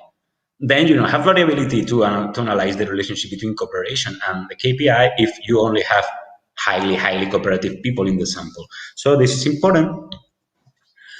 And the most important compared with lab experiments or online experiments for academic research is that you feel observed by the boss. And this is strong, of course. This is a strong incentive. And the behavioral economics measures offer a number of advantages. Control. We can systematically assess preferences. For instance, on risk, I will talk basically about these three types of preferences: risk, time preferences, and social preferences, while keeping control over external factors. We can differentiate people based on formal models, because these definitions are based on mathematical models. You can differentiate, for instance, between risk-averse and risk-loving persons, impatient and patient people, egalitarian and selfish, for instance. But not only this. We can say it's not that we can only say this person is egalitarian and this is also egalitarian. Is that this person is weakly egalitarian and this person is strongly egalitarian, and this person is more strongly egalitarian than the other one. So we have different levels for all the variables because the formal models that I used to build them allow us. Real behavior. People in behavioral economics measure make decisions in general with real consequences and normally about money. This is called incentive compatibility. And this is the only way, or one very powerful way, of getting the true preference of the people, because they can lose money if they don't choose what they want, or they can make the person they love lose money if they don't choose to be altruistic with them. So this is important. Comparability, because values are objective and based on formal models, the comparability is very good between people. So, because imagine that you ask someone in a level from 1 to 7 how altruistic you are, and she says 6. Another person says 5.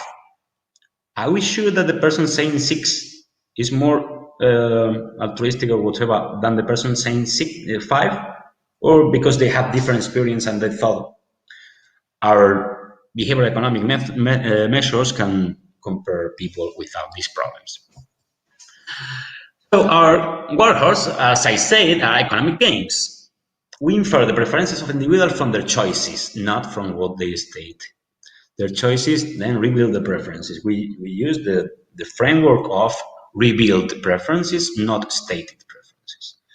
Economic games elicit underlying behavioral preference using abstract scenarios that avoid biased choices and go directly to ask about the origin of the choice. This is important because respondents can easily link the decision they make to specific situations, because the scenarios are normally so abstract and so context-free that participants cannot link this with their experience, and then their responses are less biased. As I said, games require real incentives, because otherwise participant decision would be just cheap talk and will fail to reveal their true preference or behaviors. And finally, compared to self-reports, behavioral assessment techniques are less likely to be manipulated by the respondent, because it's precisely of this, because they don't really know what we are measuring. In some cases, it's more obvious, but in other cases, it's very difficult to find out what we are measuring. Well, what about how robust these measures are? Well, so in economic games, people make decisions over real monetary stakes. For instance, let's see some measures before entering in the robustness stuff. For instance, to analyze risk preference, risk aversion, risk loving preference. These are standard questions. We ask people to make a decision. For instance, do you prefer $100 for sure, yes, 100% probability, or $200 with 50% probability, or 0 with 0% with 50% probability? That means you can get 100 for sure, or toss a coin, and then if the outcome is tails, you get 0. If the outcome is heads, you get 200. So someone who chooses to get the 100 for sure is more risk averse than someone who chooses the 200 with 50 probability. Very similar for time preferences. We ask them, do you prefer receiving 100 today or 104 in 1 month? That basically means, are you willing to wait 1 month for $4 extra? A very impatient person will say, okay, come on, I will not wait for that shit amount of money, right? And then we'll choose the 100 today. And the more patient person will say, okay, it's not bad, 1 month, but it's $4 more. Okay. Social preference. Typical question. What do you prefer, to keep 200 euros for you? It's similar to a dictator game. Or, so normally these social preference instructions start saying, okay, you will be randomly matched with another participant. This participant is anonymous for you. You will never learn who he or she is. And also she will never learn who you are. Then, do you prefer to keep these 200 euros I give you, or to share 100 for you and 100 for your partner? Okay, this can measure different social preference. This is one. For, of course, someone who keeps the 200 seems to be a little more selfish than the other one. Okay, let's give, I don't know if I have time, but very, very quick example of how really games measure preference. I would say even a little bit stupid sample, but let's try. We have one participant here, and we give her 200 now in euros. 200, and she has to make a decision which car she wants to buy. Okay, in the top part, I will focus first, we have a well-designed decision. And this we will see a bad-designed task, basically a decision task. In a well-designed decision, the first stage, we have that car A and car B are identical, but for the wheels, because the wheels have different color. The car B is black wheels, car A is white wheels. But both cars are identical for other features, and the price is the same, 100. Then, if Marta chooses car B, we can infer that she prefers black wheels. Okay, but what if since they have the same price, she said, okay, I don't mind. She just chose car B randomly. Let's make her another question. Okay, now we increase the cost of car B. And now car B costs 110. If Marta still chooses car B, First, it validates her preference for black wheels, so she was not deciding randomly before. And fine-tuning this wheels price, we can measure exactly how much exactly Marta values black wheels. Okay, there's some point in which he said, okay, no, for 1,000, no, for 1,000 I prefer the white wheels. No? Imagine similarly with the time preference here, the question here. What we do normally is not just one question. We have one task with a series of questions like this. And then, for instance, in the time preference one, imagine that the person chooses the 100 today because she is not willing to wait for extra dollars. Then we say, okay, what if we offer $8 instead of $4? No, still I don't want. So we increase recursively the amount given in 1 month, and then at some point she switched because we offer a large amount. Then we can measure exactly how much she values the present versus the future. Okay, this will be a well-designed decision. In a by-design decision, for example, car A and car B are the same model, but both the car and the wheels have different color. Again, both cost the same. Well, what happens that we have two variables changing from one car to the other, the wheels and the color. Okay, I see this a little bit stupid sample because probably you say, oh, well, the black combines better with the yellow color. Okay, but in general, we want to know how one variable affects the output.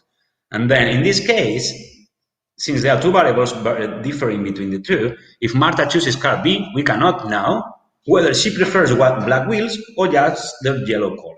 So this will be about design decision making. Okay, let's continue with that. Of course, paying people is costly for the company or for the assessment company. But we tend to use probability rewards that have been proved valid. In this paper and more papers, these probability rewards have been used, and they're able to elicit social preference that people make consider the decision. Probabilistic rewards mean that not all the people receive the money and not from all the decisions. For example, only 10% of the people will receive the money, will be randomly selected to receive the money from one randomly selected decision. So we reduce the bill here, no? But still people may consider the decision because the money is there. We can nowadays use smartphone apps for payments. That personal data is protected. This is very important. So even for payments, we can remain blind to the people, to who they are. And what about robustness, validity? Okay, in personality traits and cognitive skills, since there is a longer tradition, there is a lot of meta-analytic evidence showing the relationship with KPIs and so on. But still, behavioral economics measures are starting now. There is no meta-analytic evidence, but there is a bunch of studies showing that these measures can predict out-of-lab behaviors. For instance, cooperation can predict or cooperativeness in a public good game can predict cooperation when fishing. We know also that people who are more patient are more likely to save versus consume, or are less likely to use credit cards. So it seems they are valid for predicting out-of-lab behavior. And in terms of reliability or test-retest stability, what is technically called test-retest stability, these measures are very, very stable in the range of personality traits. So someone who is impatient today is also impatient in 1 year. So people do not behave very differently when they are assessed in different moments of time. Well, this is what our platform releases, how the platform releases the reports. All the measures that are obtained are shown in bars like this. And this can be observed or seen by the manager, but also by us, of course. if the manager wants, can be also seen by the participant if the manager allows that. Okay, and basically what we show is the difference between the score or the participants in terms of standard deviations from the average. Okay, in order to have a very standardized measure, 100 means one standard deviation, from the average. And the average is based in a benchmark group, a representative population of between 1,000 and 7,000 people. This is not really important. What's the population? It's a pseudo-representative population. But the important is to have the same benchmark for everyone. And also we offer the company the option to add another benchmark comparison group. In this case, they can choose, for instance, the company mean, or the mean of all the employees. I want to see the mean of all my employees in the report. Okay? Or I want to see the mean in the industry, or I want to see my score there in order to compare my people with myself. Okay, so this person, for instance, is above the average. It's important to note that in general, in our measures, being below or above the average is not bad or good. So you sometimes need risk-loving people, one below average risk aversion, or you need, for other tasks, you need risk-averse people. And the same, sometimes you need impatient people, sometimes you need patient people. Okay? This is basically what you see when you download the report, or when you see the report on the platform. For each person, the score and the difference with the average. Okay, some applications. Of course, comparing the characteristics of groups within the organization by departments, by locations, management levels, teams. Basically, know your people. And taking advantage, I couldn't stop myself from adding this, taking advantage of Jaromir Kovarik's talk, you can also analyze the organization social network. And our platform also has a tool to analyze this. We ask people with whom they want to accomplish a task, and so on, and these standard measures. And we can see who's more central, more betweenness, who's more close clustered to each other. Okay, we can get the map, and with these two things, you know your people and now their relationships, and these are very important. And by the way, as Fran, I think, mentioned before, we did a network analysis of our friends on the HR community on Twitter only for a weekend, and we made a post in our blog, so I recommend you to go to the blog to see it. And we can find here some of our friends. I will mention Joanna, who will talk just in half hour, be the reports also here. Okay, I will not stop more. Let me give you an example. Imagine that firm X implemented a new compensation scheme for the sales force. And the scheme was a bonus, a monthly tournament, a monthly contest, in which the person with the top sales numbers will get, in the last month, will get $200 in this case. They implemented this. After some time, on average, they didn't see any change in results. They didn't increase. So on average, there were no more sales. Their expectations failed. They said, come on, we are spending much more money because they are paying the bonus, but sales are not increasing. Why? There's no performance improvement. Then what Behave Forward will do, and this is always nearly always the same methodology, we measure something. We measure, in this case, risk, time, and social preference for salesmen, saleswomen. And because even if you don't find any increase in average, there are very likely like heterogeneous effects. Some people reduce their performance or do not increase it. Some people could be increasing it. So we want to know who is increasing and who is decreasing the performance. And then correlate the assessment results with the KPI. So measure, analysis. The KPI in this case is very clear. Sales after the intervention and after the introduction of the bonus, minus sales before the introduction of the bonus. This kind of KPI can be used for anything.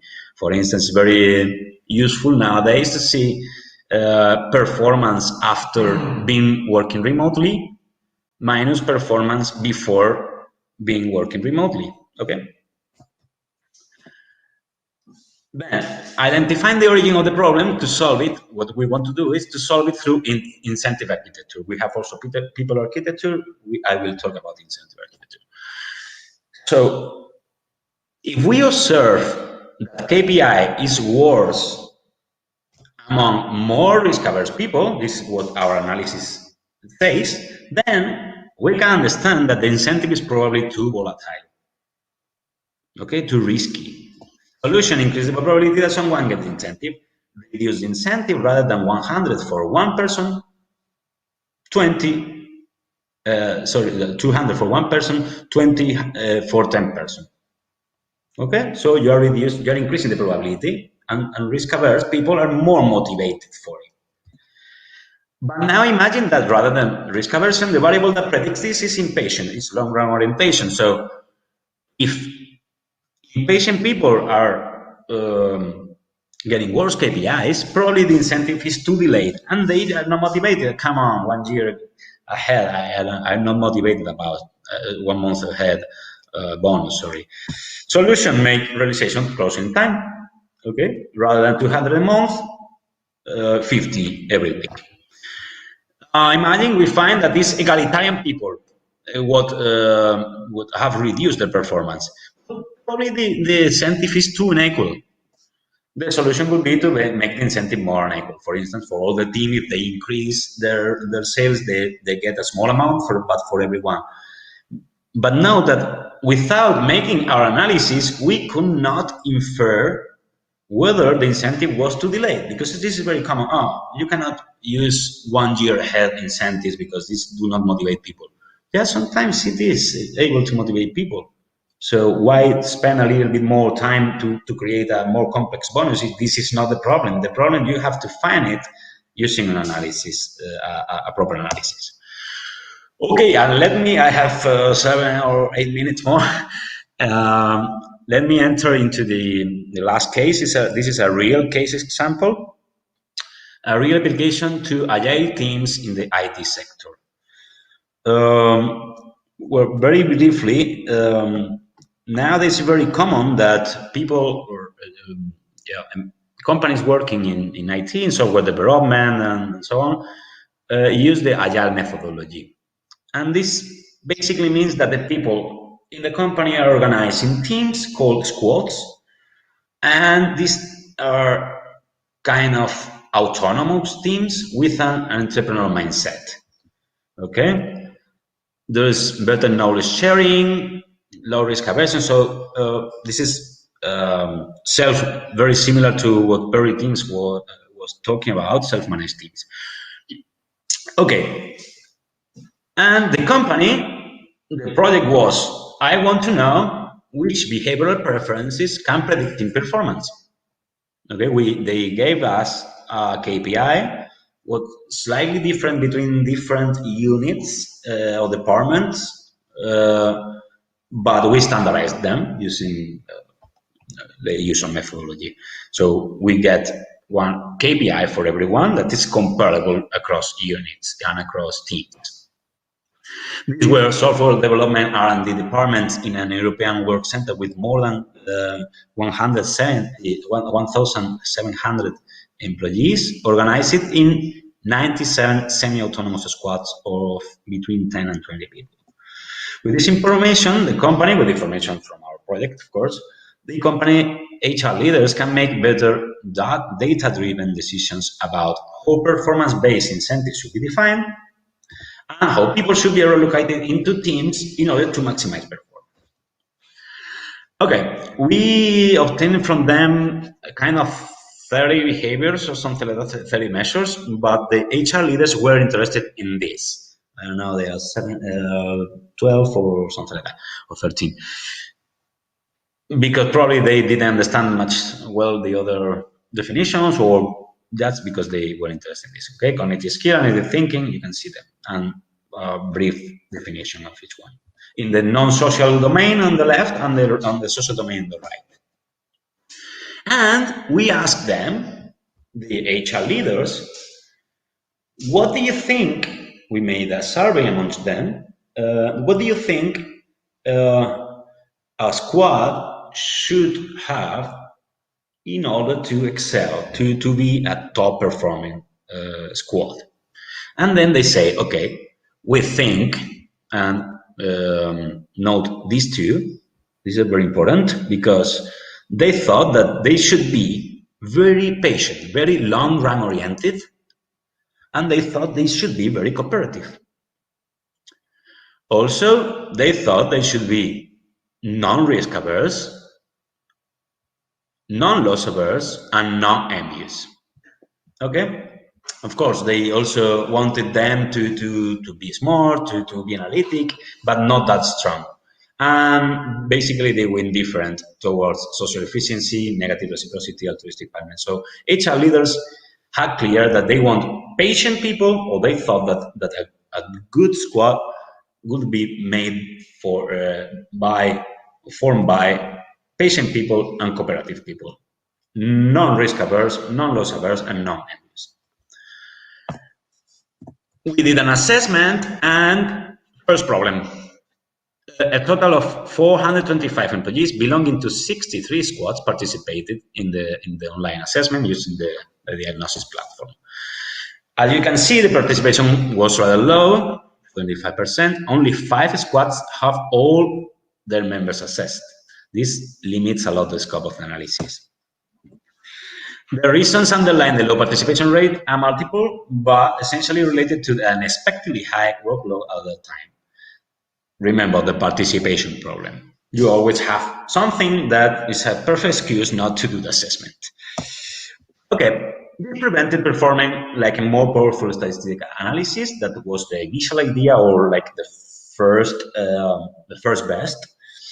That was based on finding out which particular combination of behavioral profiles in a squad leads to the highest performance. Okay, and then rather than the combination, we had to stay in the second best. That was limiting our study to uncovering the measures because the participation was low. We cannot do this combination. Imagine if we have only 3 persons assessed in a 20-person squad, you cannot this combination stuff. But we can do average. And then what we did is that we averaged across squad members each variable, and then see what of these average predicting performance.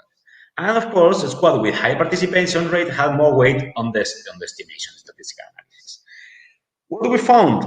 We found 2 variables. We put everything in the cocktail and checked that, and what we found is that squad with more patient members display high KPIs. Here you have long-run orientation, patience, also in the same scale as before, and here the standardized KPI. Okay? The small size circles are squads in which the participation rate was very small, and they are not so important in the estimation. And the large circles are squads in which almost everyone is participating. We have data. So the variance explained was 10% and was significant at the 99% significant level, confidence level. Cooperativeness, based on the public good game, was also very similar, a little bit weaker, but the squads with more cooperative on average members display higher KPIs. The variance displayed in this case is 6%, and this is significant at the 95% confidence level. And with these 2 variables, what we did is to create an algorithm giving the exact weight to long-run orientation and cooperativeness on the algorithm. So a squad with more long-run oriented and more cooperative members displays higher KPIs. We have here the prediction with the algorithm, and the prediction with the algorithm explains basically the sum of the other 2. So 16%, and is very significant. No, it's significant of the 99.8%. I'm almost done. So what were the recommendations from Behave 4 from the results? In terms of people architecture,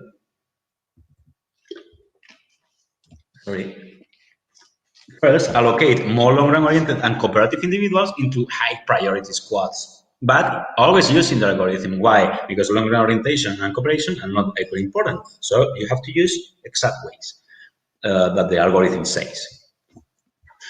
Of course, hire those candidates with the high long-run orientation cooperativeness. This is obvious. What about incentive and environment architecture?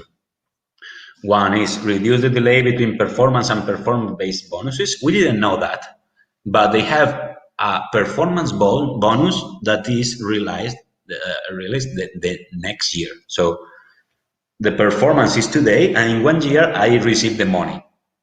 This for sure does not motivate short-run oriented impatient people. Then we suggest to distribute the bonuses quarterly, reduce them by 1 quarter, and then instead of yearly, to motivate these people to perform. Also, create a more cooperative environment with elements that increase the perceived cooperative of other employees, because we also found that people were not, they distrust a little bit on the cooperativeness of their partners, of the other people in the company. So, since people tend to be conditional cooperators, they didn't cooperate that much because they thought the other were not cooperating.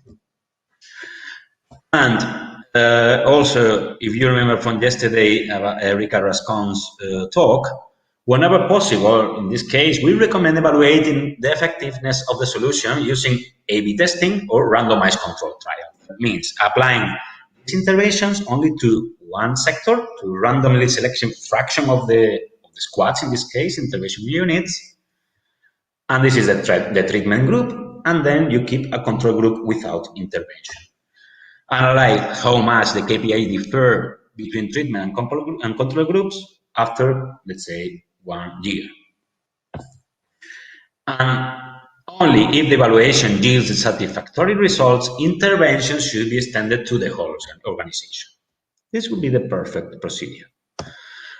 Okay, just to finish, some conclusions, some take-homes. Public and private organizations are increasingly applying behavioral economics methods to a variety of issues, mechanical design, scientific architecture, and more, but not so much, or at least the area of behavioral economic assessments remains understudied. Behave 4 is very proud of being pioneer in this area. We start from the premise that there shouldn't be intervention on HR processes and any other process without measuring first how people behave. Economic gains are a powerful instrument to complement, this is very important, to complement cognitive and personality assessments. Behavioral traits measured with economic gains can predict job performance at both individual and the team level, and this information is key to understand its underlying processes. The origin of the problem is not just, okay, I know that long-run orientation. No, this means that probably the incentives is to delay. No, so this point is important. Finally, we hope that organizations will increasingly use behavioral economics assessment to improve the knowledge of their people, their performance, satisfaction, and well-being. So thank you very, very much.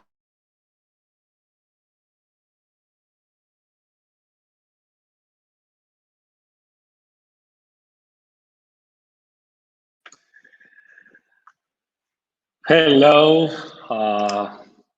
As you can guess, this talk is amazing. Thank you, Antonio, for pointing out all the advantages that behavioral economics assessment have to be applied in organizations. Well, if you agree, let's go with some questions. Pablo asked, what is the alternative if the company doesn't want to pay money incentives to participants, workers? Yeah, this is a very good question, and Pablo knows a lot about this because because Pablo is one of our advisors, and then we were discussing this some time ago. I think Pablo's idea at that time was to use time like leisure time, or you can, rather than 100 euros, you can get 100 minutes of leisure time. And this is not just to be kind to Pablo, but we have been trying to think of a better solution and we didn't find. So also we have some tasks that we know that the incentives are not that important. For instance, time preference task, we have some results now that because we are evaluating this in order to, if we are able to reduce the incentive in some measure, it will be great, no? And then in time preference, for instance, we have found that there's no any difference between paying or not paying, but in social preference, for sure they are. So if hypothetical payoffs do not work in social behavior. So yeah. What seems to be clear is that, you know, money, or in this case incentives, are absolutely required to decrease social desirable responses in order to get more effective or more efficient data, or no more efficient data, you know, to get high quality data to make decisions. No. Another question: what is the cost per employee, and what are the turnaround times?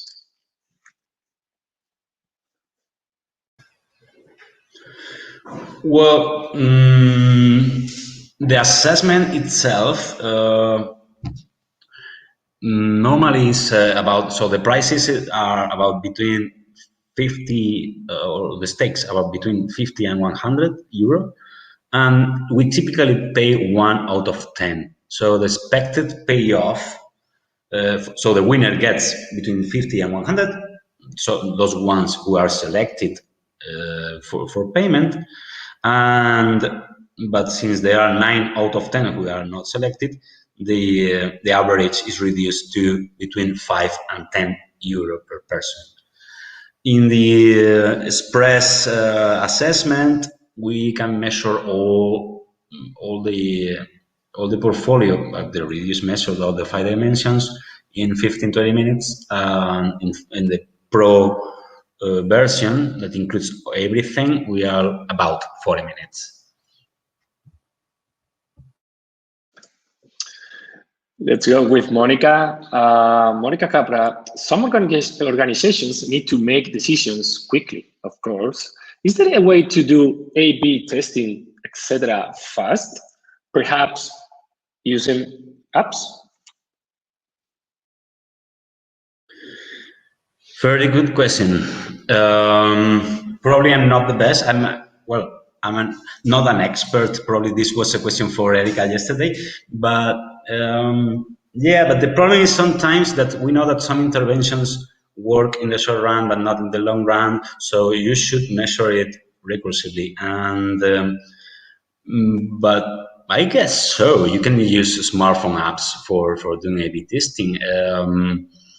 Not sure right now in which cases, but for instance, for product packaging, but for employee sides, it is more complicated. But it's a good question, and this is something I will think about because it can help a lot. Yeah. Thank you very much for the question. Brilliant. Let's go with the last via G's.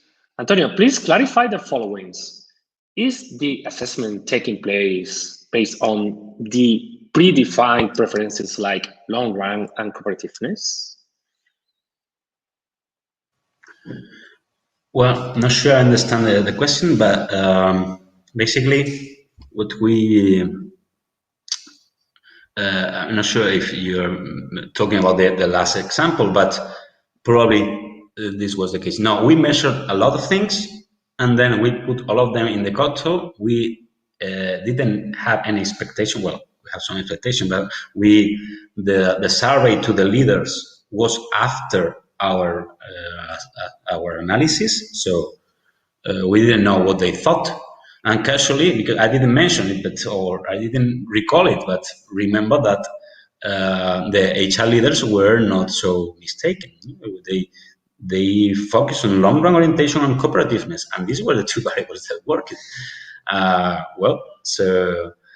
But no, we measured a lot of measures without any expectation, so exploratory.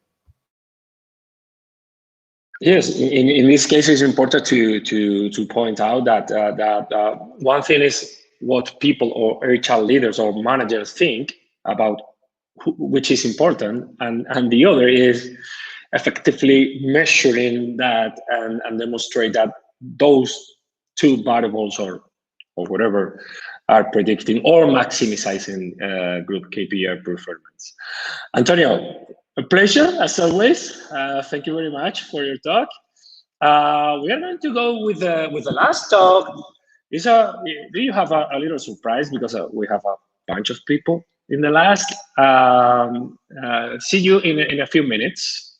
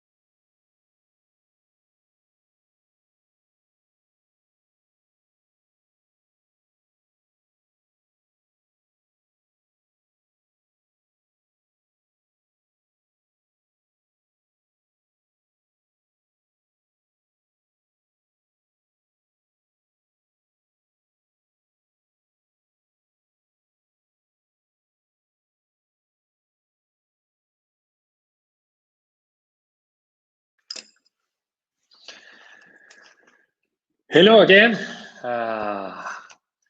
We are finishing this incredible day. I can't imagine a better way to close our event, this BHR Virtual Summit in its first edition. The next talk is gonna be wonderful for sure. There are a bunch of people to get there. They are Joanna Survana, Alex Killick, and Debbie Watt. They are the co-founders. I can't hear. And Yeah. you are. We can hear you, Alex. You can hear me perfect. Yeah. If you can hear what I'm saying, say. Hello, Alex. So it doesn't matter that I can't hear you. When it's my turn, I'll just say what I need to say. Okay? Sounds like a plan. That's a thumbs up from me as well. Thank you very much, my people, for being here. I'm so thrilled to have you here.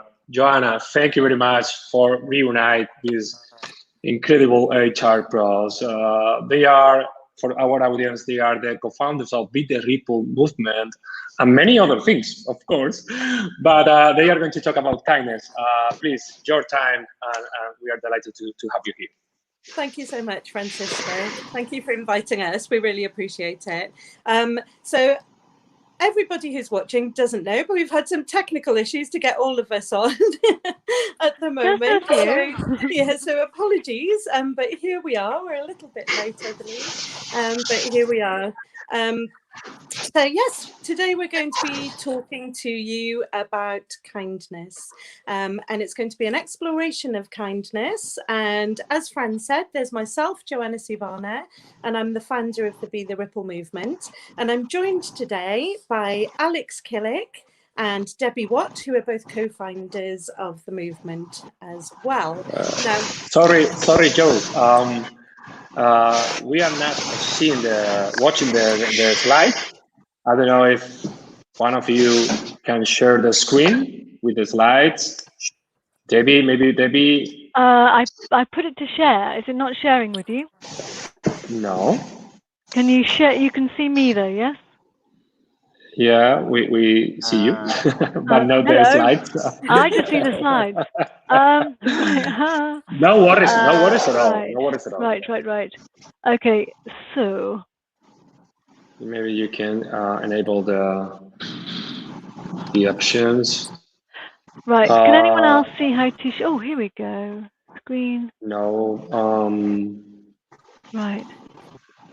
So, can anyone else share? Because I'm struggling to do this. Can you share, Joe? I can't, unfortunately. Because right. I've no worry. I can open the window. Francisco, okay. can you share from your end? Yeah. I'm gonna check it. Wait a minute. Thank you. Wait a minute. No worries at all. This is the last. This is the best. We're gonna win. But the show must go on. Thank you for being kind. Exactly. Right. Exactly. In the meantime, I think perhaps we can have an activity in the chat box, so at least we're doing something. Yeah. So for the people who are watching, who are joining us today, welcome. It's lovely to see you. Sorry, we've got some techie issues. It's a last-minute thing for all of us, unfortunately, with the technical struggles. So I'm on my mobile. But there you go. We'll keep going. So in the chat box, for those of you who are here, it would be really nice to know, what do you think kindness actually is? What is kindness?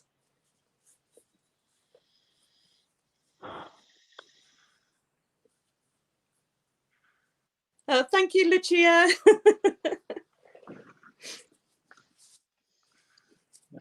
Wait a minute. I'm trying to get the presentation.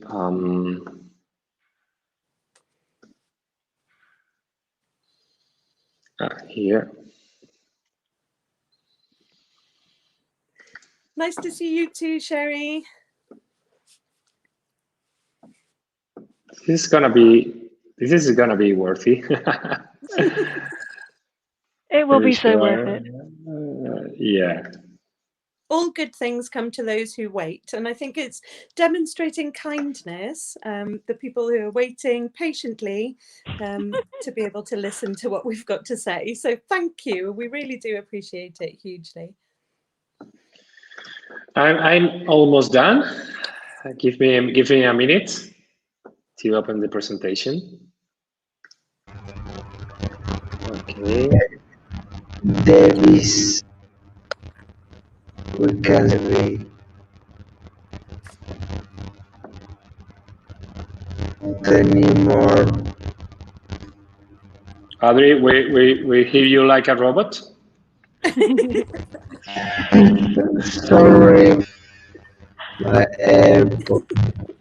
No worries, Adri. I have the presentation. I'm gonna share the screen. No worries. Fabulous. Lovely. Thank you, friend. No worries. It's up in the PPT. I'm gonna share in a moment. Okay, showing the screen. Sharing the screen. Application. This one. Sharing.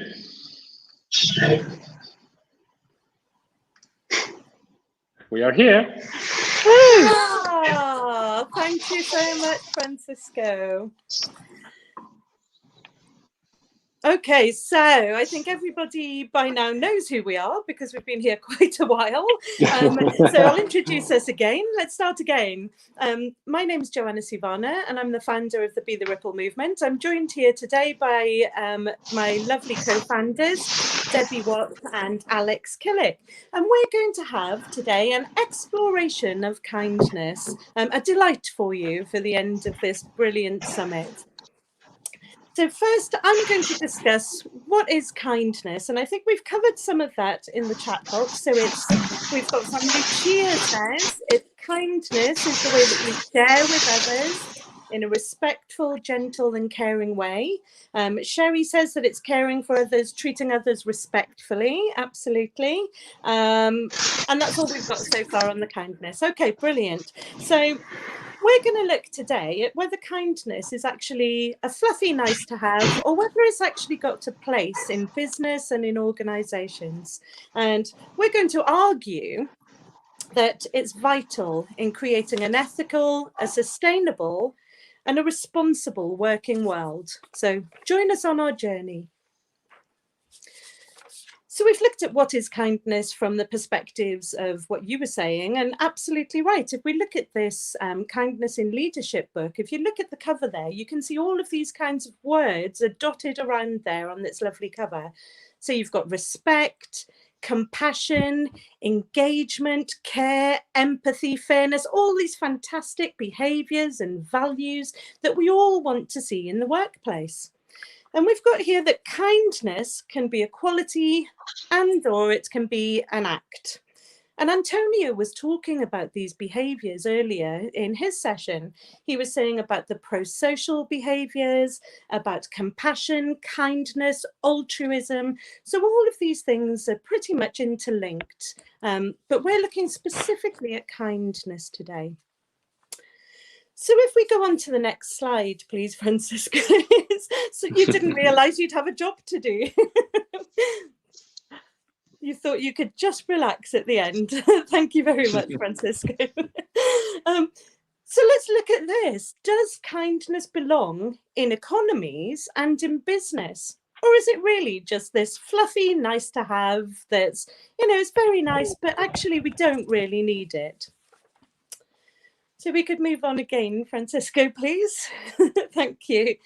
So I think that the terminology that surrounds businesses and economies on a global scale has somewhat dehumanized the organization and the way that we do things. So we've got there GDP. So for anybody, I'm sure you've all heard of it. So it's gross domestic product, and it's really looking at measuring the size of a nation's economy based on profits and money, and it doesn't actually reflect how the nation is doing with regards to well-being, with regards to care within that society. Now, I've also put there human resources. Now, when I first started working, it was known as the personnel department, and I'm sure lots of you can remember that as well. Then it changed to this swish new terminology, human resources. And my degree is actually in human resource management.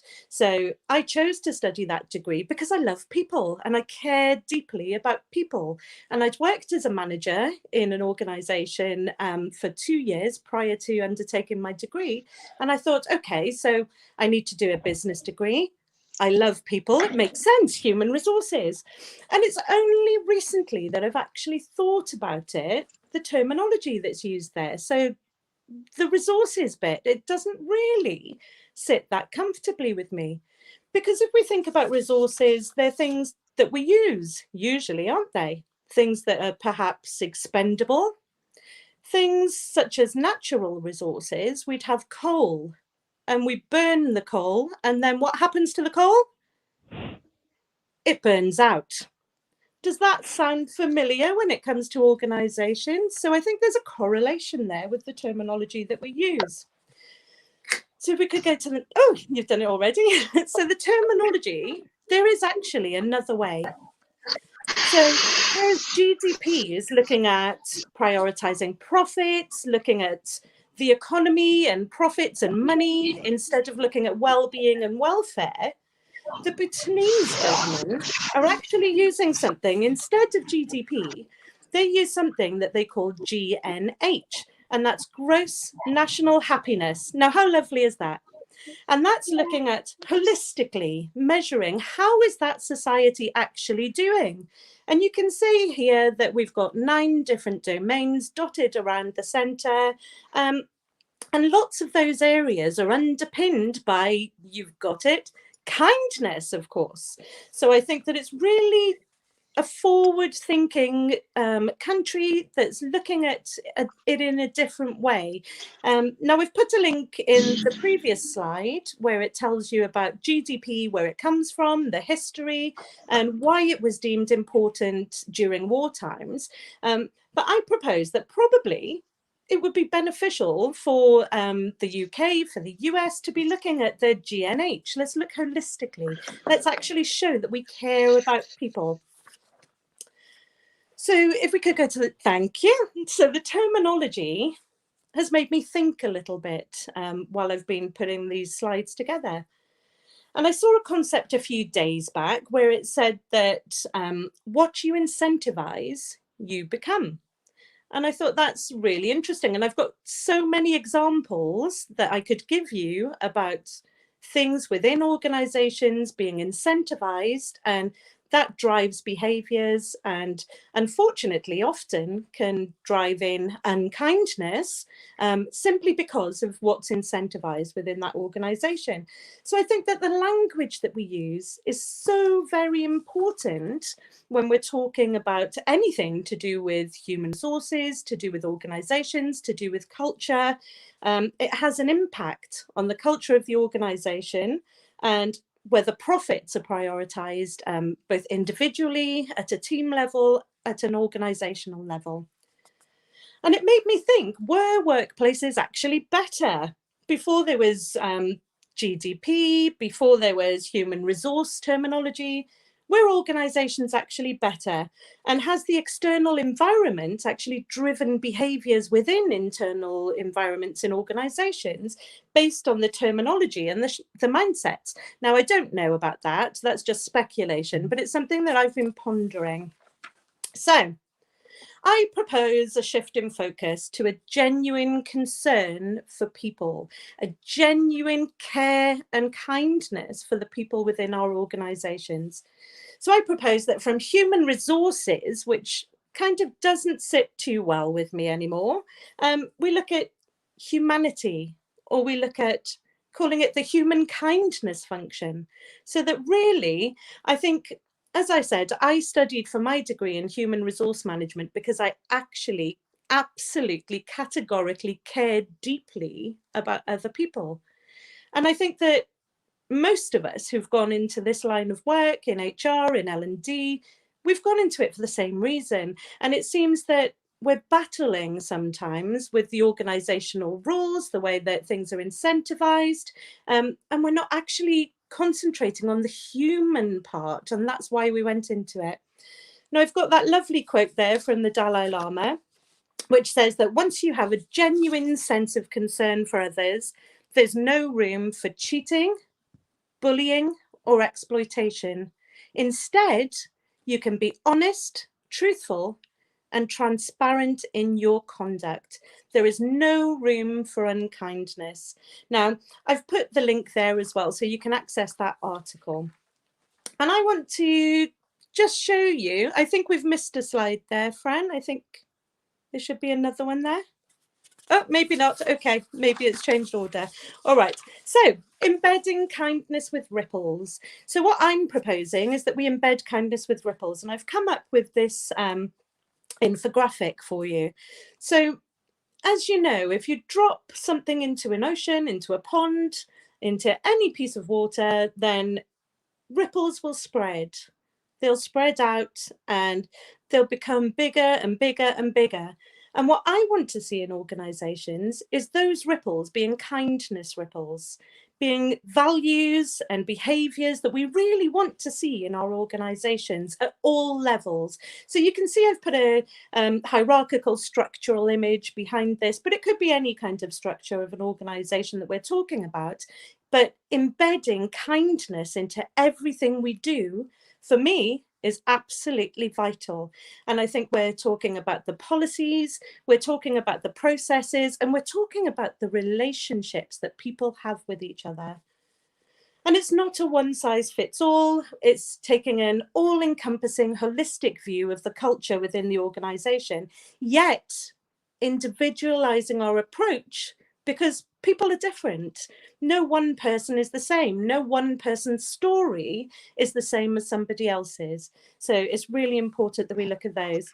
And you can see that I've got the acronym, cleverly the acronym RIPPLE. Sorry, I couldn't resist. But I've put things in there that I deem to be super important within organizations for embedding kindness.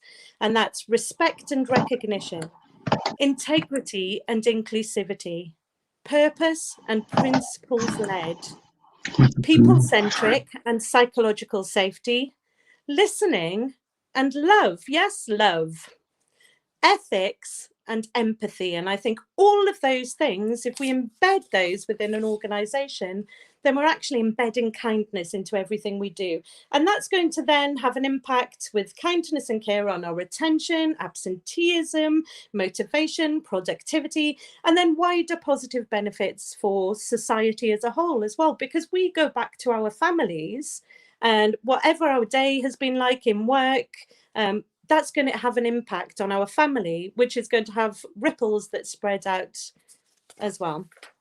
So perhaps we've got our business case for kindness next. I'm hopeful, Fran. The next slide, please. Thank you. So as you can see here, when we put the humanity and the human back into our organizations and put kindness back, we can actually get a competitive advantage.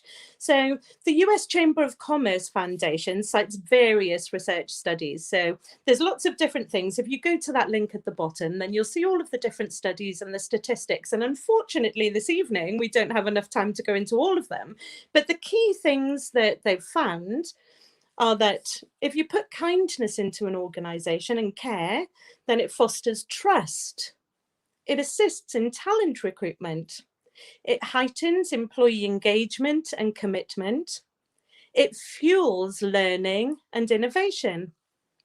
It promotes high quality service and brand loyalty, and it improves the bottom line. It improves business performance. Now, I know that we were talking about learning and innovation. One of the other speakers was talking about that and saying that if you're in a trusting and a kind environment and you've got psychological safety, then you really feel safe to try things out, to innovate, to give things a go. And if it fails, well, it doesn't matter. You tried. And people within your team and within the organization will accept that, okay, it didn't work, but you gave it an effort. So next slide, please, Fran.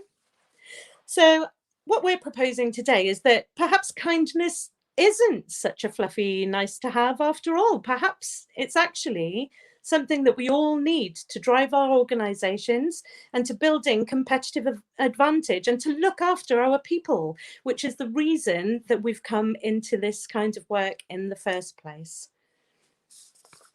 It has an impact on organizational culture, an impact on the bottom line, which ultimately has an impact on wider society too.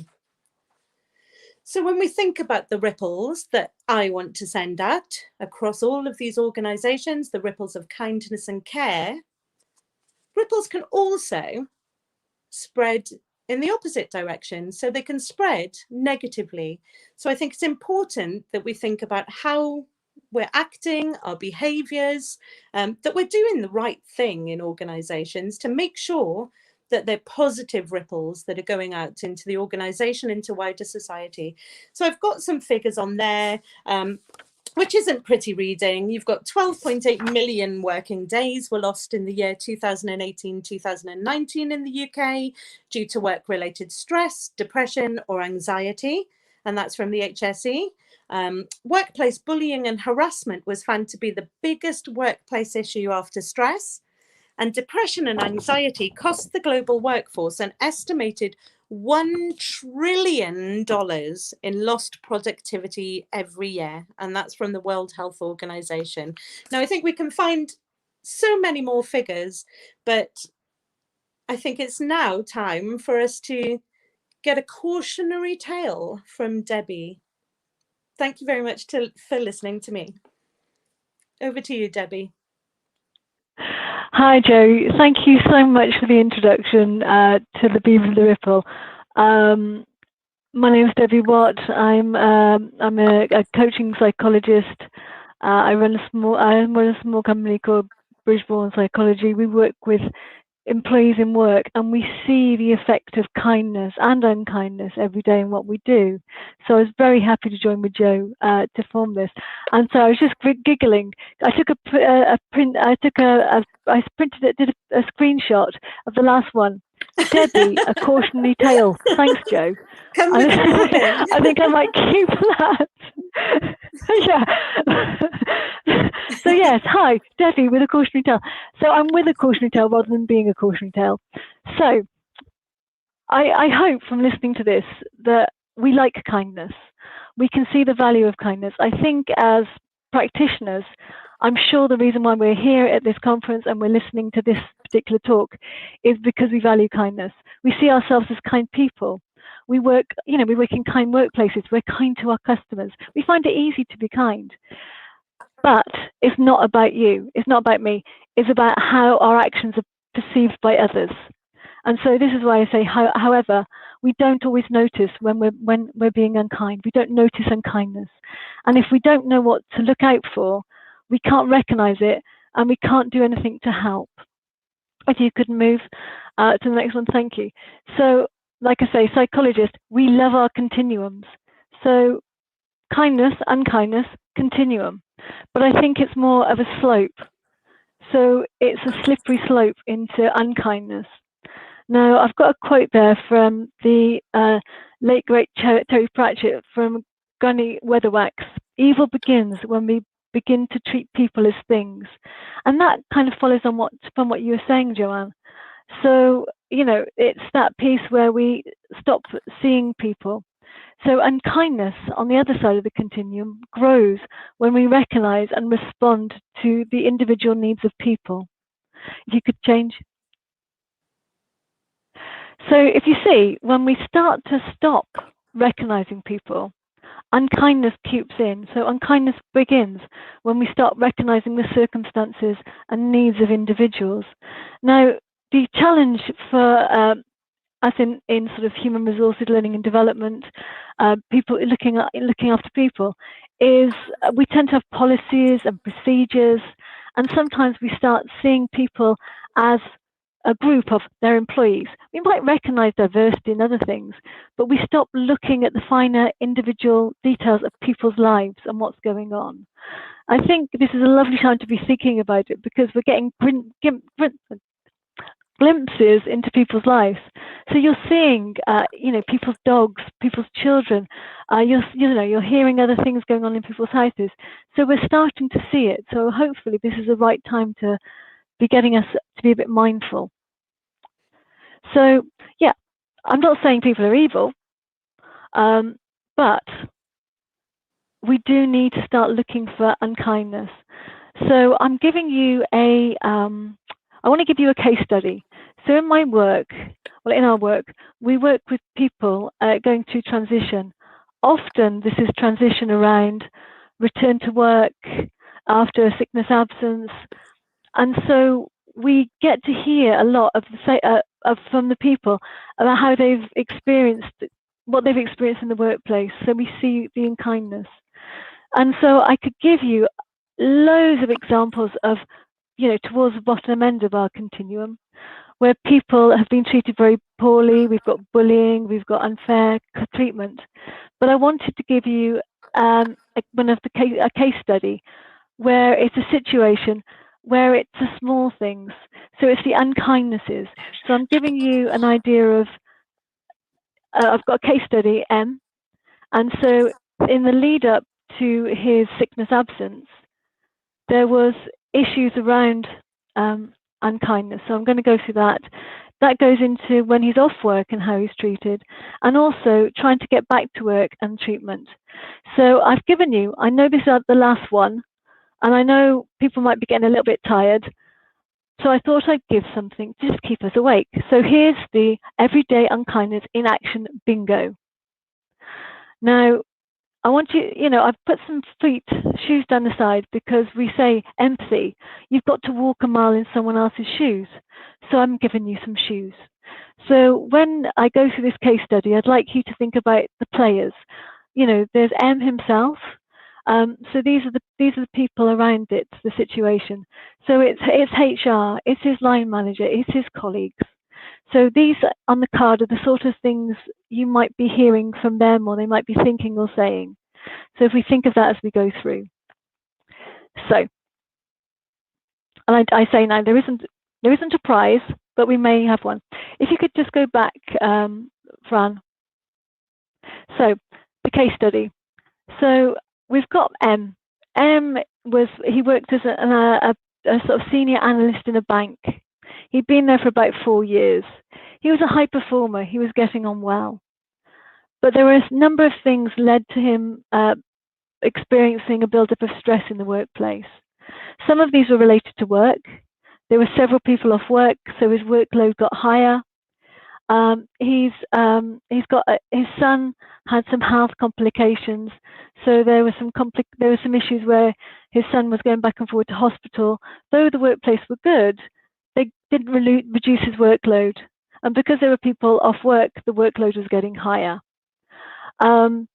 There's slowly, and some of you may have experienced this, when the workload gets higher, you get more stressed, your productivity goes down, and there was a decline in his mental health. He was finding he was sleeping poorly. He was waking up early waking, worrying about work. So I think this is quite a familiar story for many. And so he went off. He went to his GP, got signed off from work. There were also some other things in the workplace with colleagues who thought they were funny, but they weren't funny. So just some badly timed comments about, his son and things like that. So there was some unkindness going on in there as well. So then we go on to, he's off work. And, does kindness come in? No, not really. He becomes someone else's problem. So initially, his line manager was keeping in touch, but then it went over to HR and occupational health. And so, he became someone else's problem. And so he was getting calls. He was off, I should say in total, he was off 12 months. He was getting calls, but they were very much going through the motion calls, which didn't feel very personal, didn't feel very like someone knew his situation. And it wasn't necessarily the same person every time. Then, one of the things I hear from quite a few of our clients is that none of my colleagues got in touch.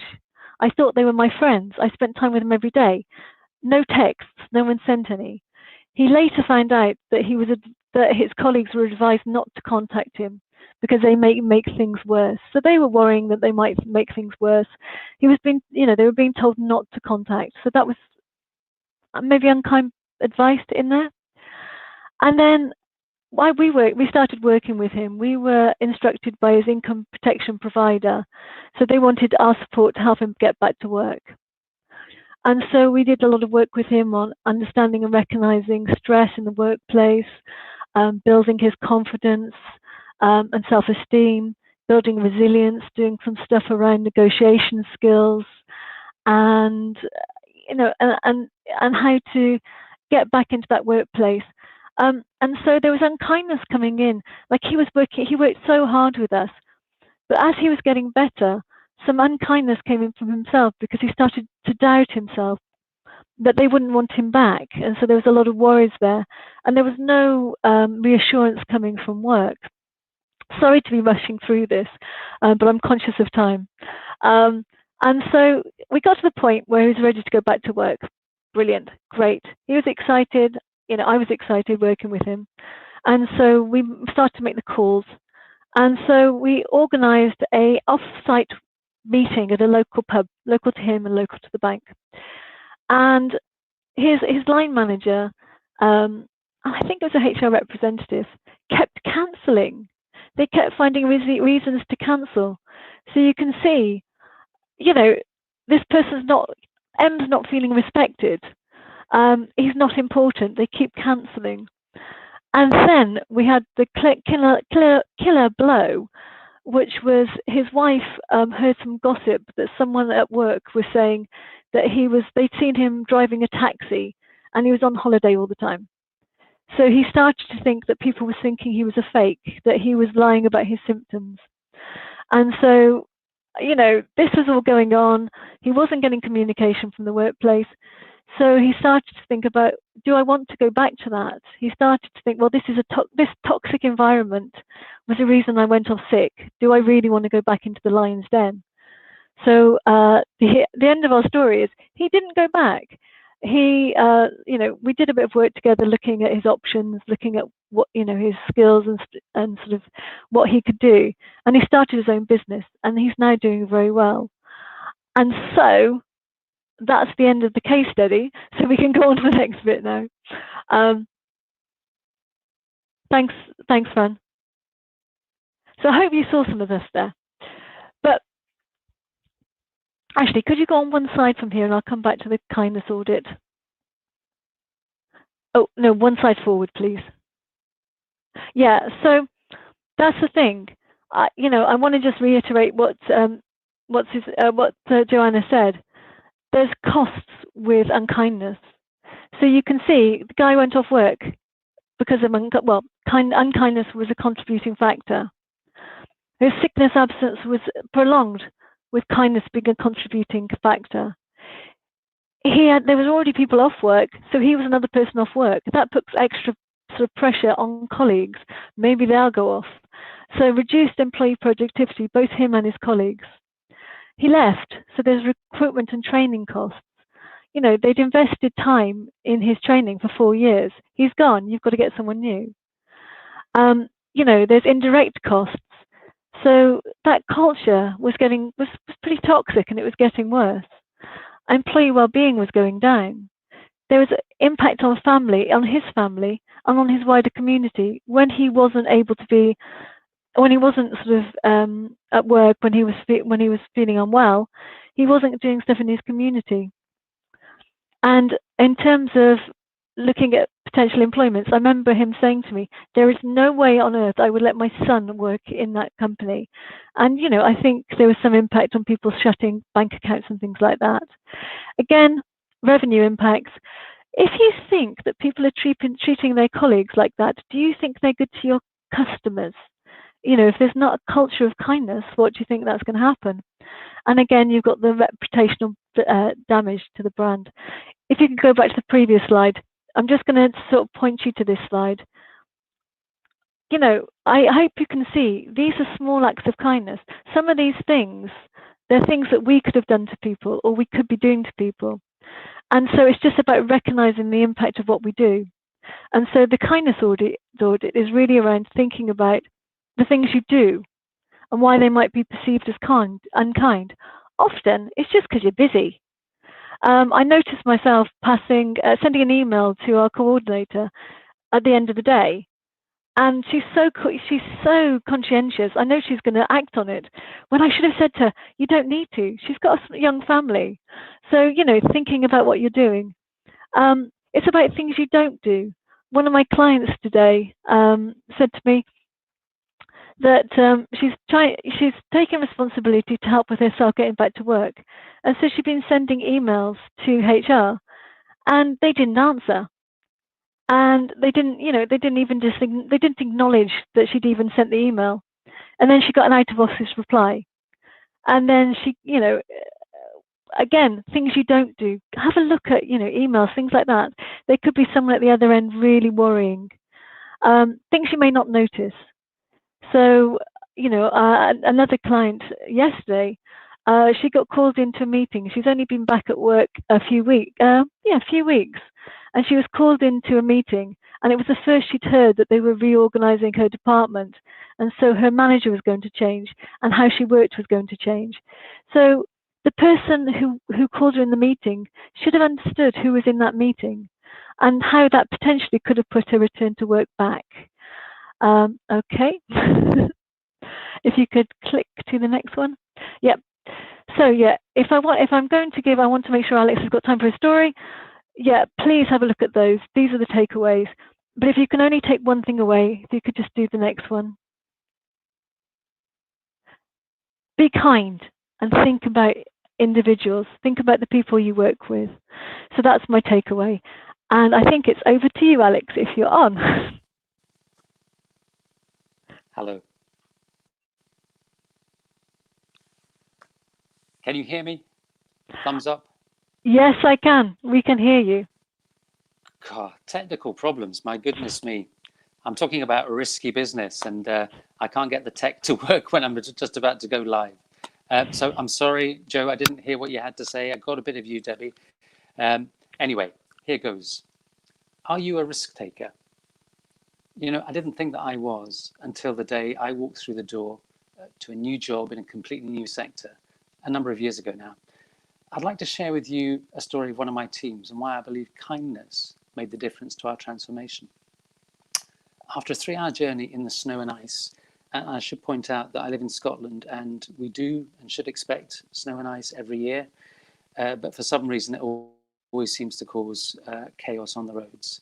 Anyway, it took me 3 hours to get to my new place of work, and I went to meet my new team before Christmas. This was before my official starting date in the following January. I said hello and gave them all a piece of paper.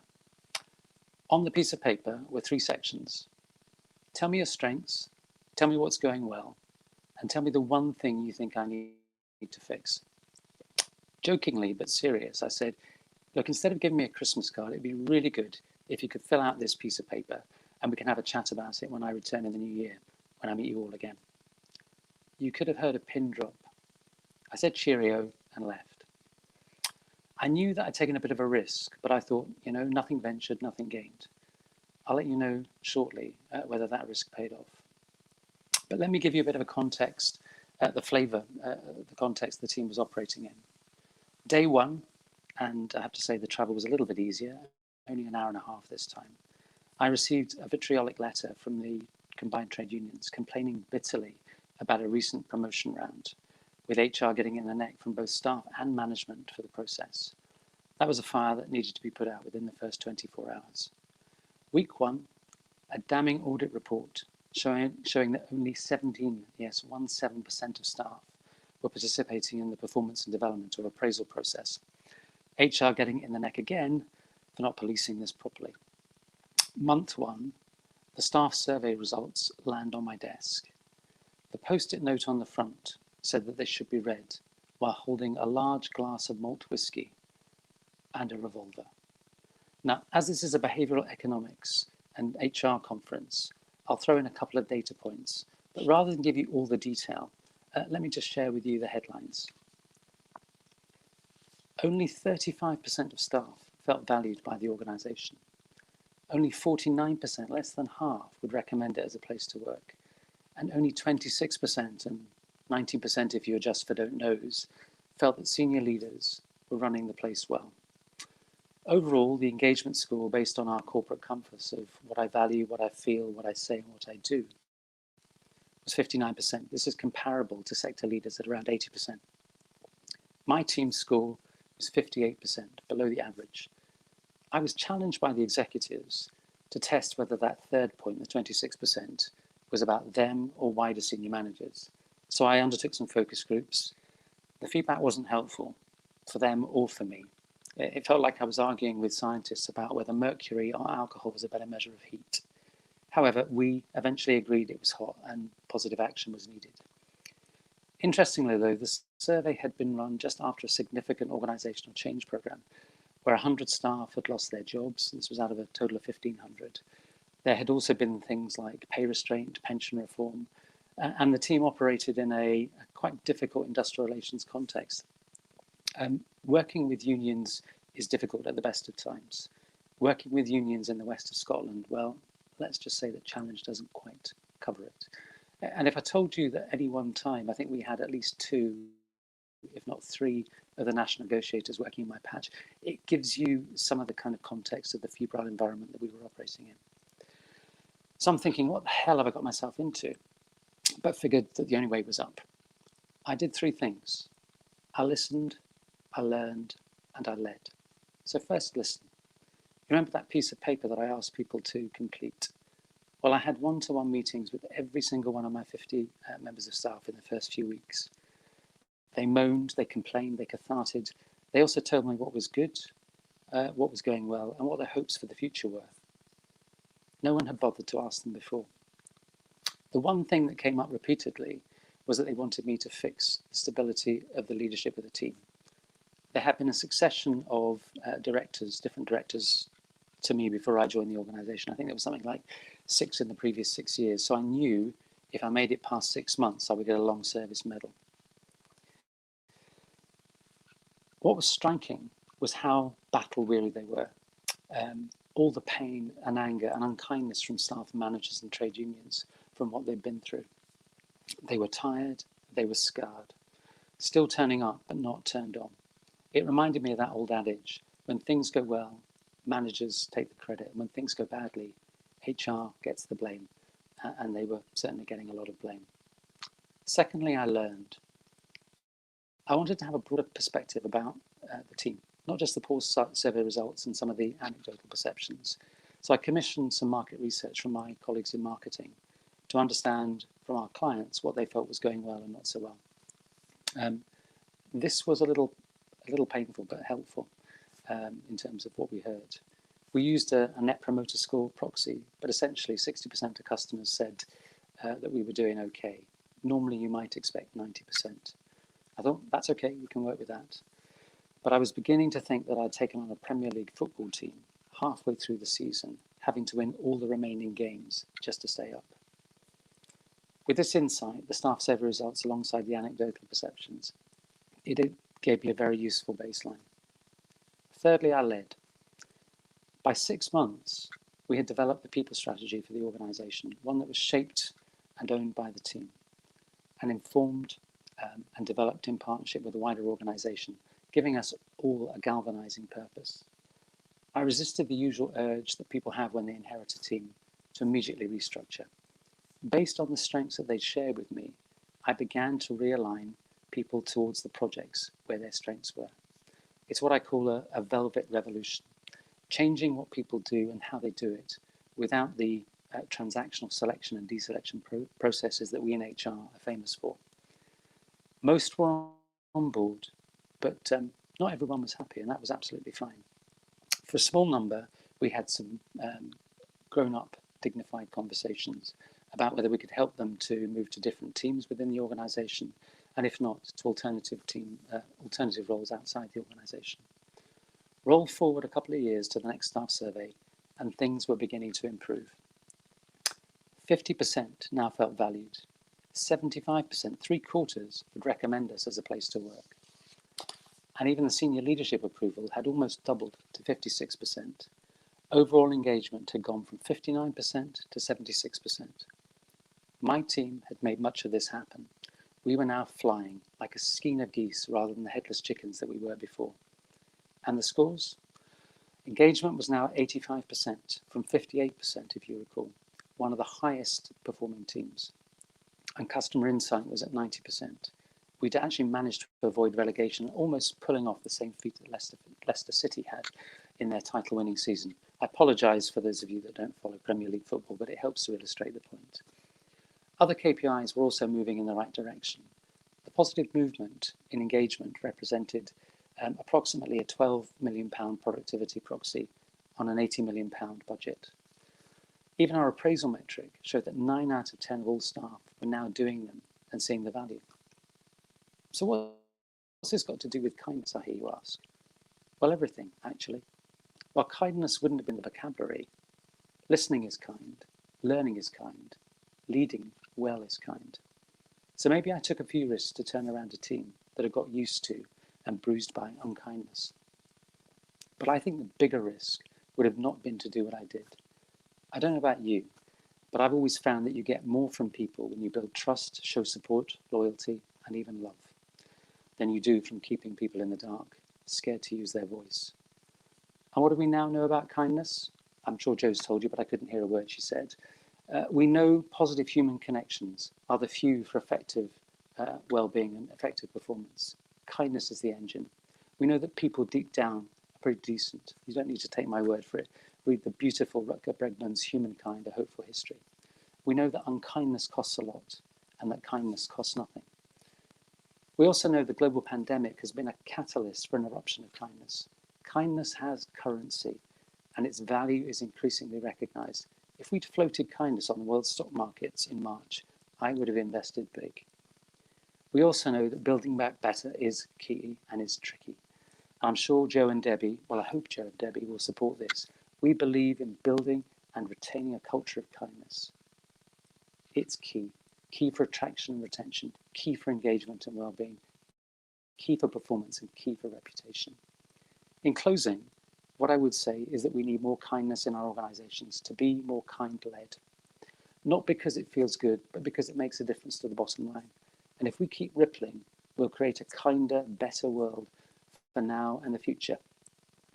Kindness is a gift we can all afford to give. Listen, I'm not a paragon of virtue by any stretch as far as kindness goes, but I know that even a little kindness can go a long way. Imagine if we could give a lot. Thank you. If we're quick, we can get a drink before curfew. I think the gin and tonics are on, Francisco.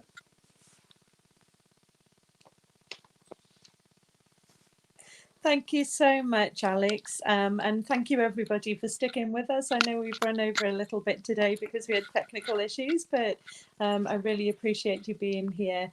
So I know that you were stuck on the slide of kindness at the core of everything we do for quite some time. So I won't bore you with the details of that. But as that slide said, the Be the Ripple movement is actually founded on the guiding principles that you would have seen for quite some time there. So if you'd like to get in touch with us, to join our movement, to really start making a difference and opening up the discussion around spreading kindness in organizations, then our contact details were there on the slide. I think they've disappeared again, but just look for Be the Ripple 2020 on Twitter or Be the Ripple on LinkedIn and you'll find us. And I think it's time for questions now. Is that right, Francisco? In case anybody has any questions. Wow, what a talk! Many things to think about it. I can guess that probably it's more difficult to implement this kindness or this culture of kindness than to talk about that, no? Because you can see many people talking about kindness, agreeableness, but to get it is, I think, it's more complicated than we can thought, no? But some questions. It seems clear that we need kindness in organizations, but can we measure kindness and all its ripples in organization? How we can do that? So I think that I'll go first, if that's okay with the rest of you. And then if you've got anything to add, probably that's the best. So I think if you're looking, kindness itself is probably very difficult to measure. Are people actually being kind? But if you look at things that we were talking about earlier, such as retention rates, engagement surveys, you can look at the spot surveys that people get every week to see what the temperature is within the organization. Are people actually applying for roles in your organization? If not, then perhaps there's an issue there with kindness in your organization. And what about your teams? Are they cohesive? Are they working together? Do they seem to be productive? And if so, then you've probably got kindness within your organization. If not, then you probably need to really be thinking about working on that. Debbie and Alex, do you have anything to add there?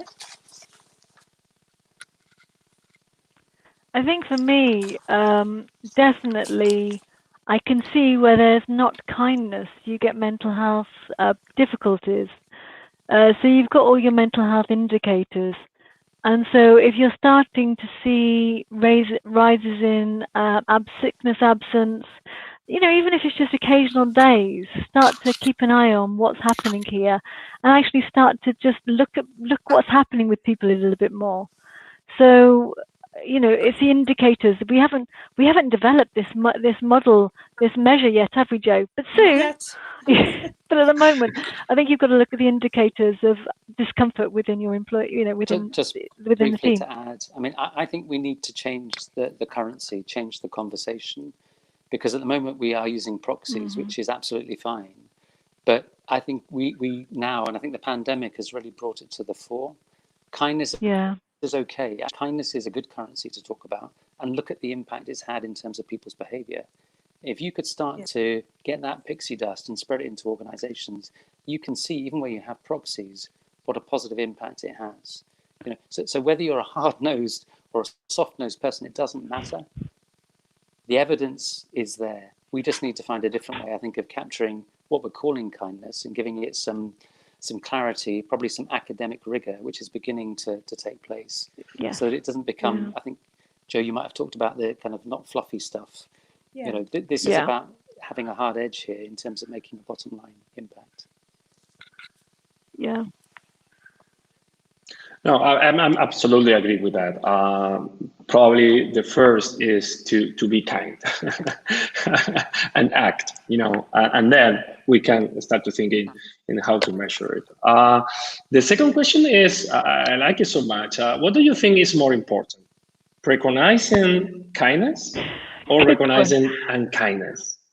Because probably unkind acts are more powerful than kind acts. We know that negative emotions are more powerful or have a higher impact in people than positive. Probably, Debbie, you know better than me this.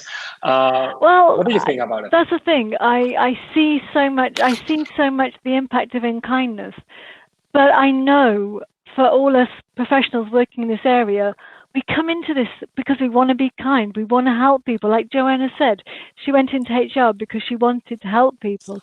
So it's almost about making that space for people to be able to be kind. It's easy to measure the unkindness or the effects of unkindness, but we don't want to be doing that all the time. We really do need to move the conversation to how you make the space for professionals to be kind the way they'd like to be. If that makes sense. Perfect sense. Absolutely. What I was thinking when you shared the slide with all those quotes, I don't have time, it's not my job. Well, I was, my gosh, I'm unkind. Yes. You know what? We're all unkind. We're all unkind. But we don't have time to be kind. And I wasn't aware of that, you know. The thing here is we need to start to rethink our behavior or to observe our behavior first. Yes. In order to not to be unkind, you know. I think Francis, go ahead.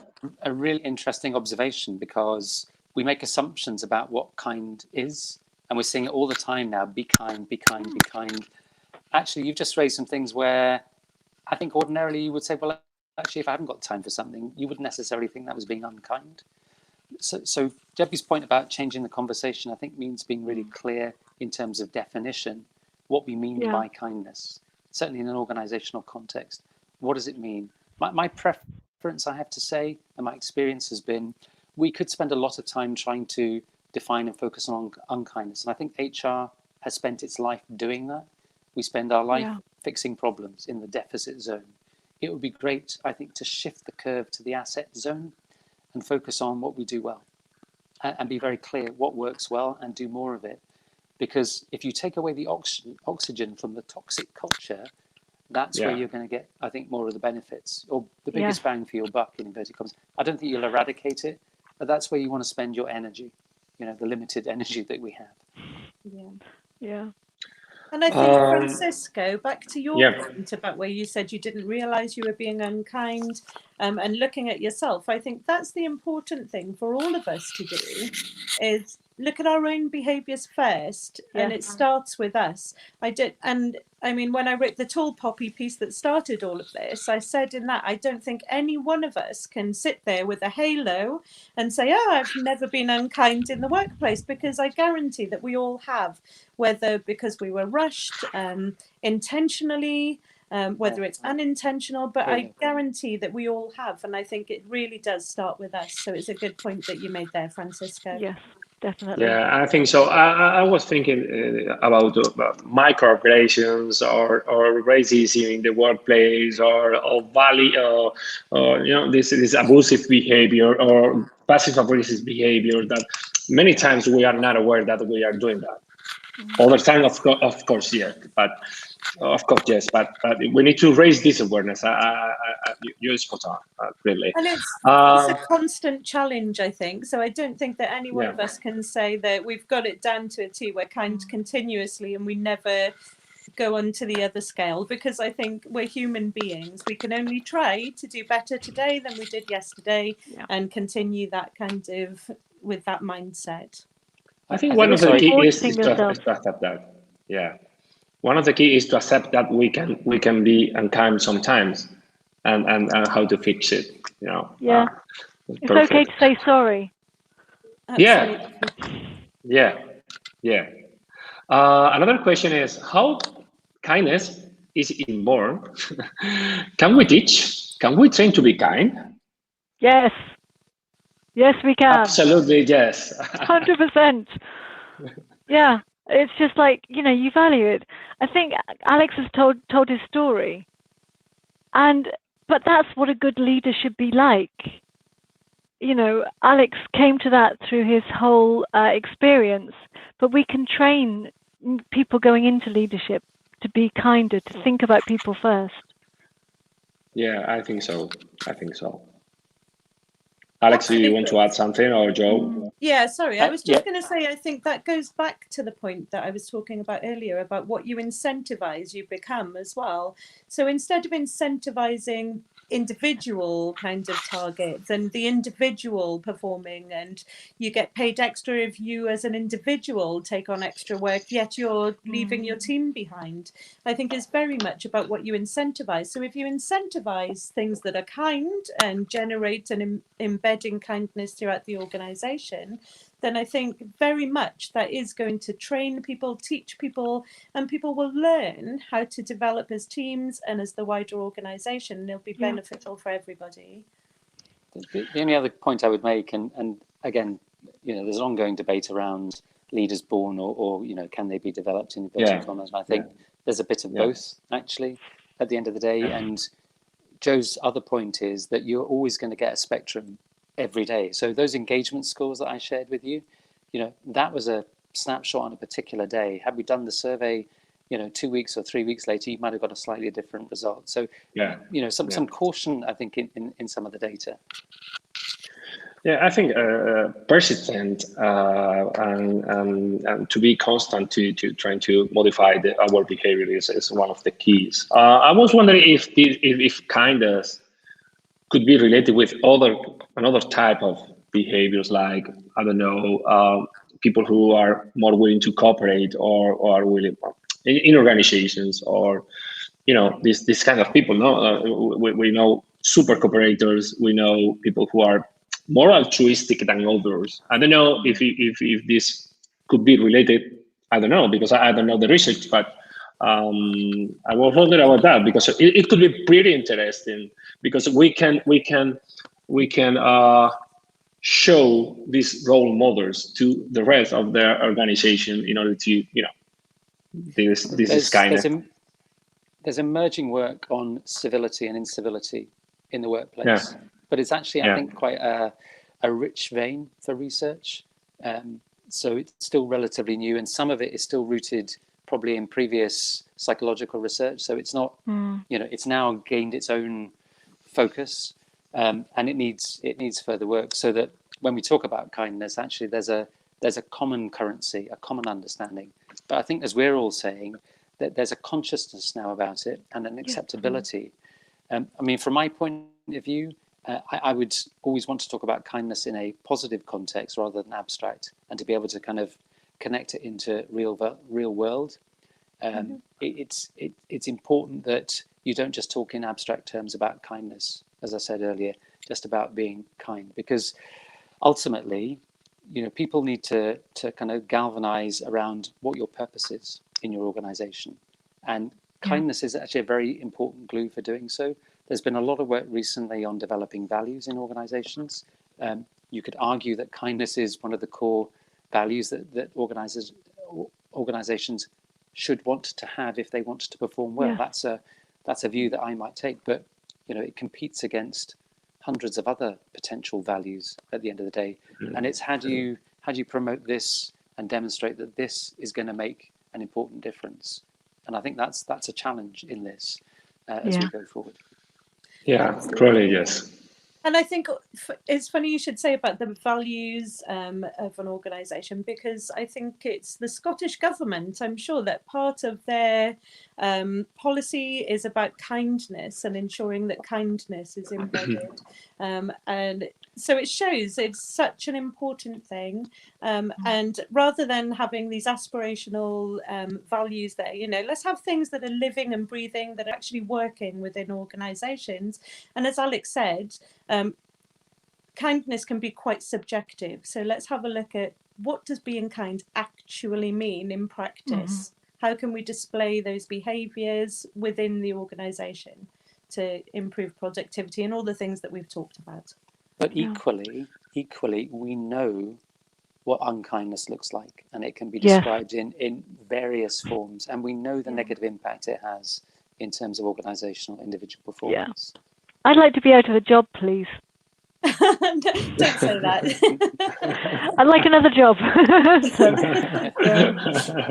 No, well, another thing that came up when I was listening to you is, as a manager or as an HR leader or as a leader, when I have to give or I have to deliver a tough feedback, these tough conversations that usually we should face in organizations, how to be kind when we are doing that, because pretty difficult. Obviously, I guess we should be empathetic, we should be assertive with many things, but wow, difficult to be kind in a situation where we are all uncomfortable. Yeah. Can you be constructive? Yeah, absolutely. And if you can be constructive. Yeah. Sorry, Joe. Sorry.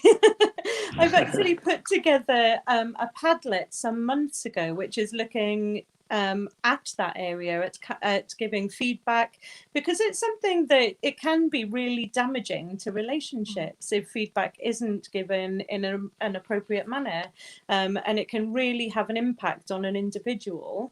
So I've put a Padlet together, which is a curated group of resources. So I'm quite happy to share that with you later, Francisco, and you can share it with your network if you like. If you do, but it is a very again, a skill that you can develop and something you need to work on, and think with kindness at the core, how are you delivering that feedback, even if it's feedback that somebody doesn't really want to hear.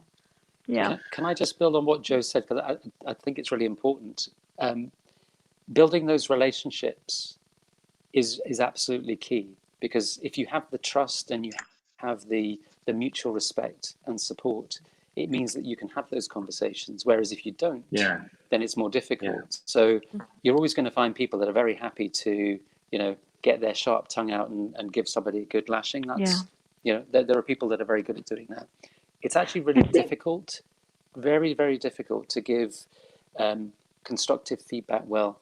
What I would say, just to finish the point, it's also not good not to give feedback. So it's not kind to say, well, look, I'm concerned about how that might impact the person, therefore I'm going to say nothing. Best just left not said, because that's not kind either. So doing it badly is bad, not doing it is bad, and doing it well is good. And actually that's difficult to get that balance, I have to say. I think Alex, when he was telling his story, kind of downplayed the fact that he said they supported some people to move on to different parts of the organization. That's that kind of feedback, isn't it? And I'm sure you did it with kindness to help them move on, to actually be happier and flourish in a different situation. Yeah, they were not going to be happy with where we were going. So better to help them off the bus to something else, and to do it, it's what I call an elegant exit. It's to try and find a positive destination, in inverted commas, rather than, have that difficulty continue within the team, because that could become toxic potentially, and then you have to manage it differently with unkindness, maybe. Well, my friends, we don't have more time. I really appreciate you. We really appreciate you. I can't thank you enough for being here. Such a wonderful conversation. We could be talking for hours about that, because it's a pretty hot topic. Thank you again. Hope you enjoyed the event and this talk. It's been fantastic. Thank you very much. And for our people, for our community, HR community on Twitter, on LinkedIn, people who follow us on YouTube, thank you very much for being there. Hope you enjoyed a lot. And probably the next year, we are going to repeat this kind of event, because, I think these conversations are much needed. Thank you very much, and see you on Twitter, LinkedIn, Instagram, on social media. Thank you very much. Bye-bye. Thank you so much, everyone. Thanks, Fran. Thank you, Fran. Bye-bye. Thank you, Joe. Thank you, Debbie.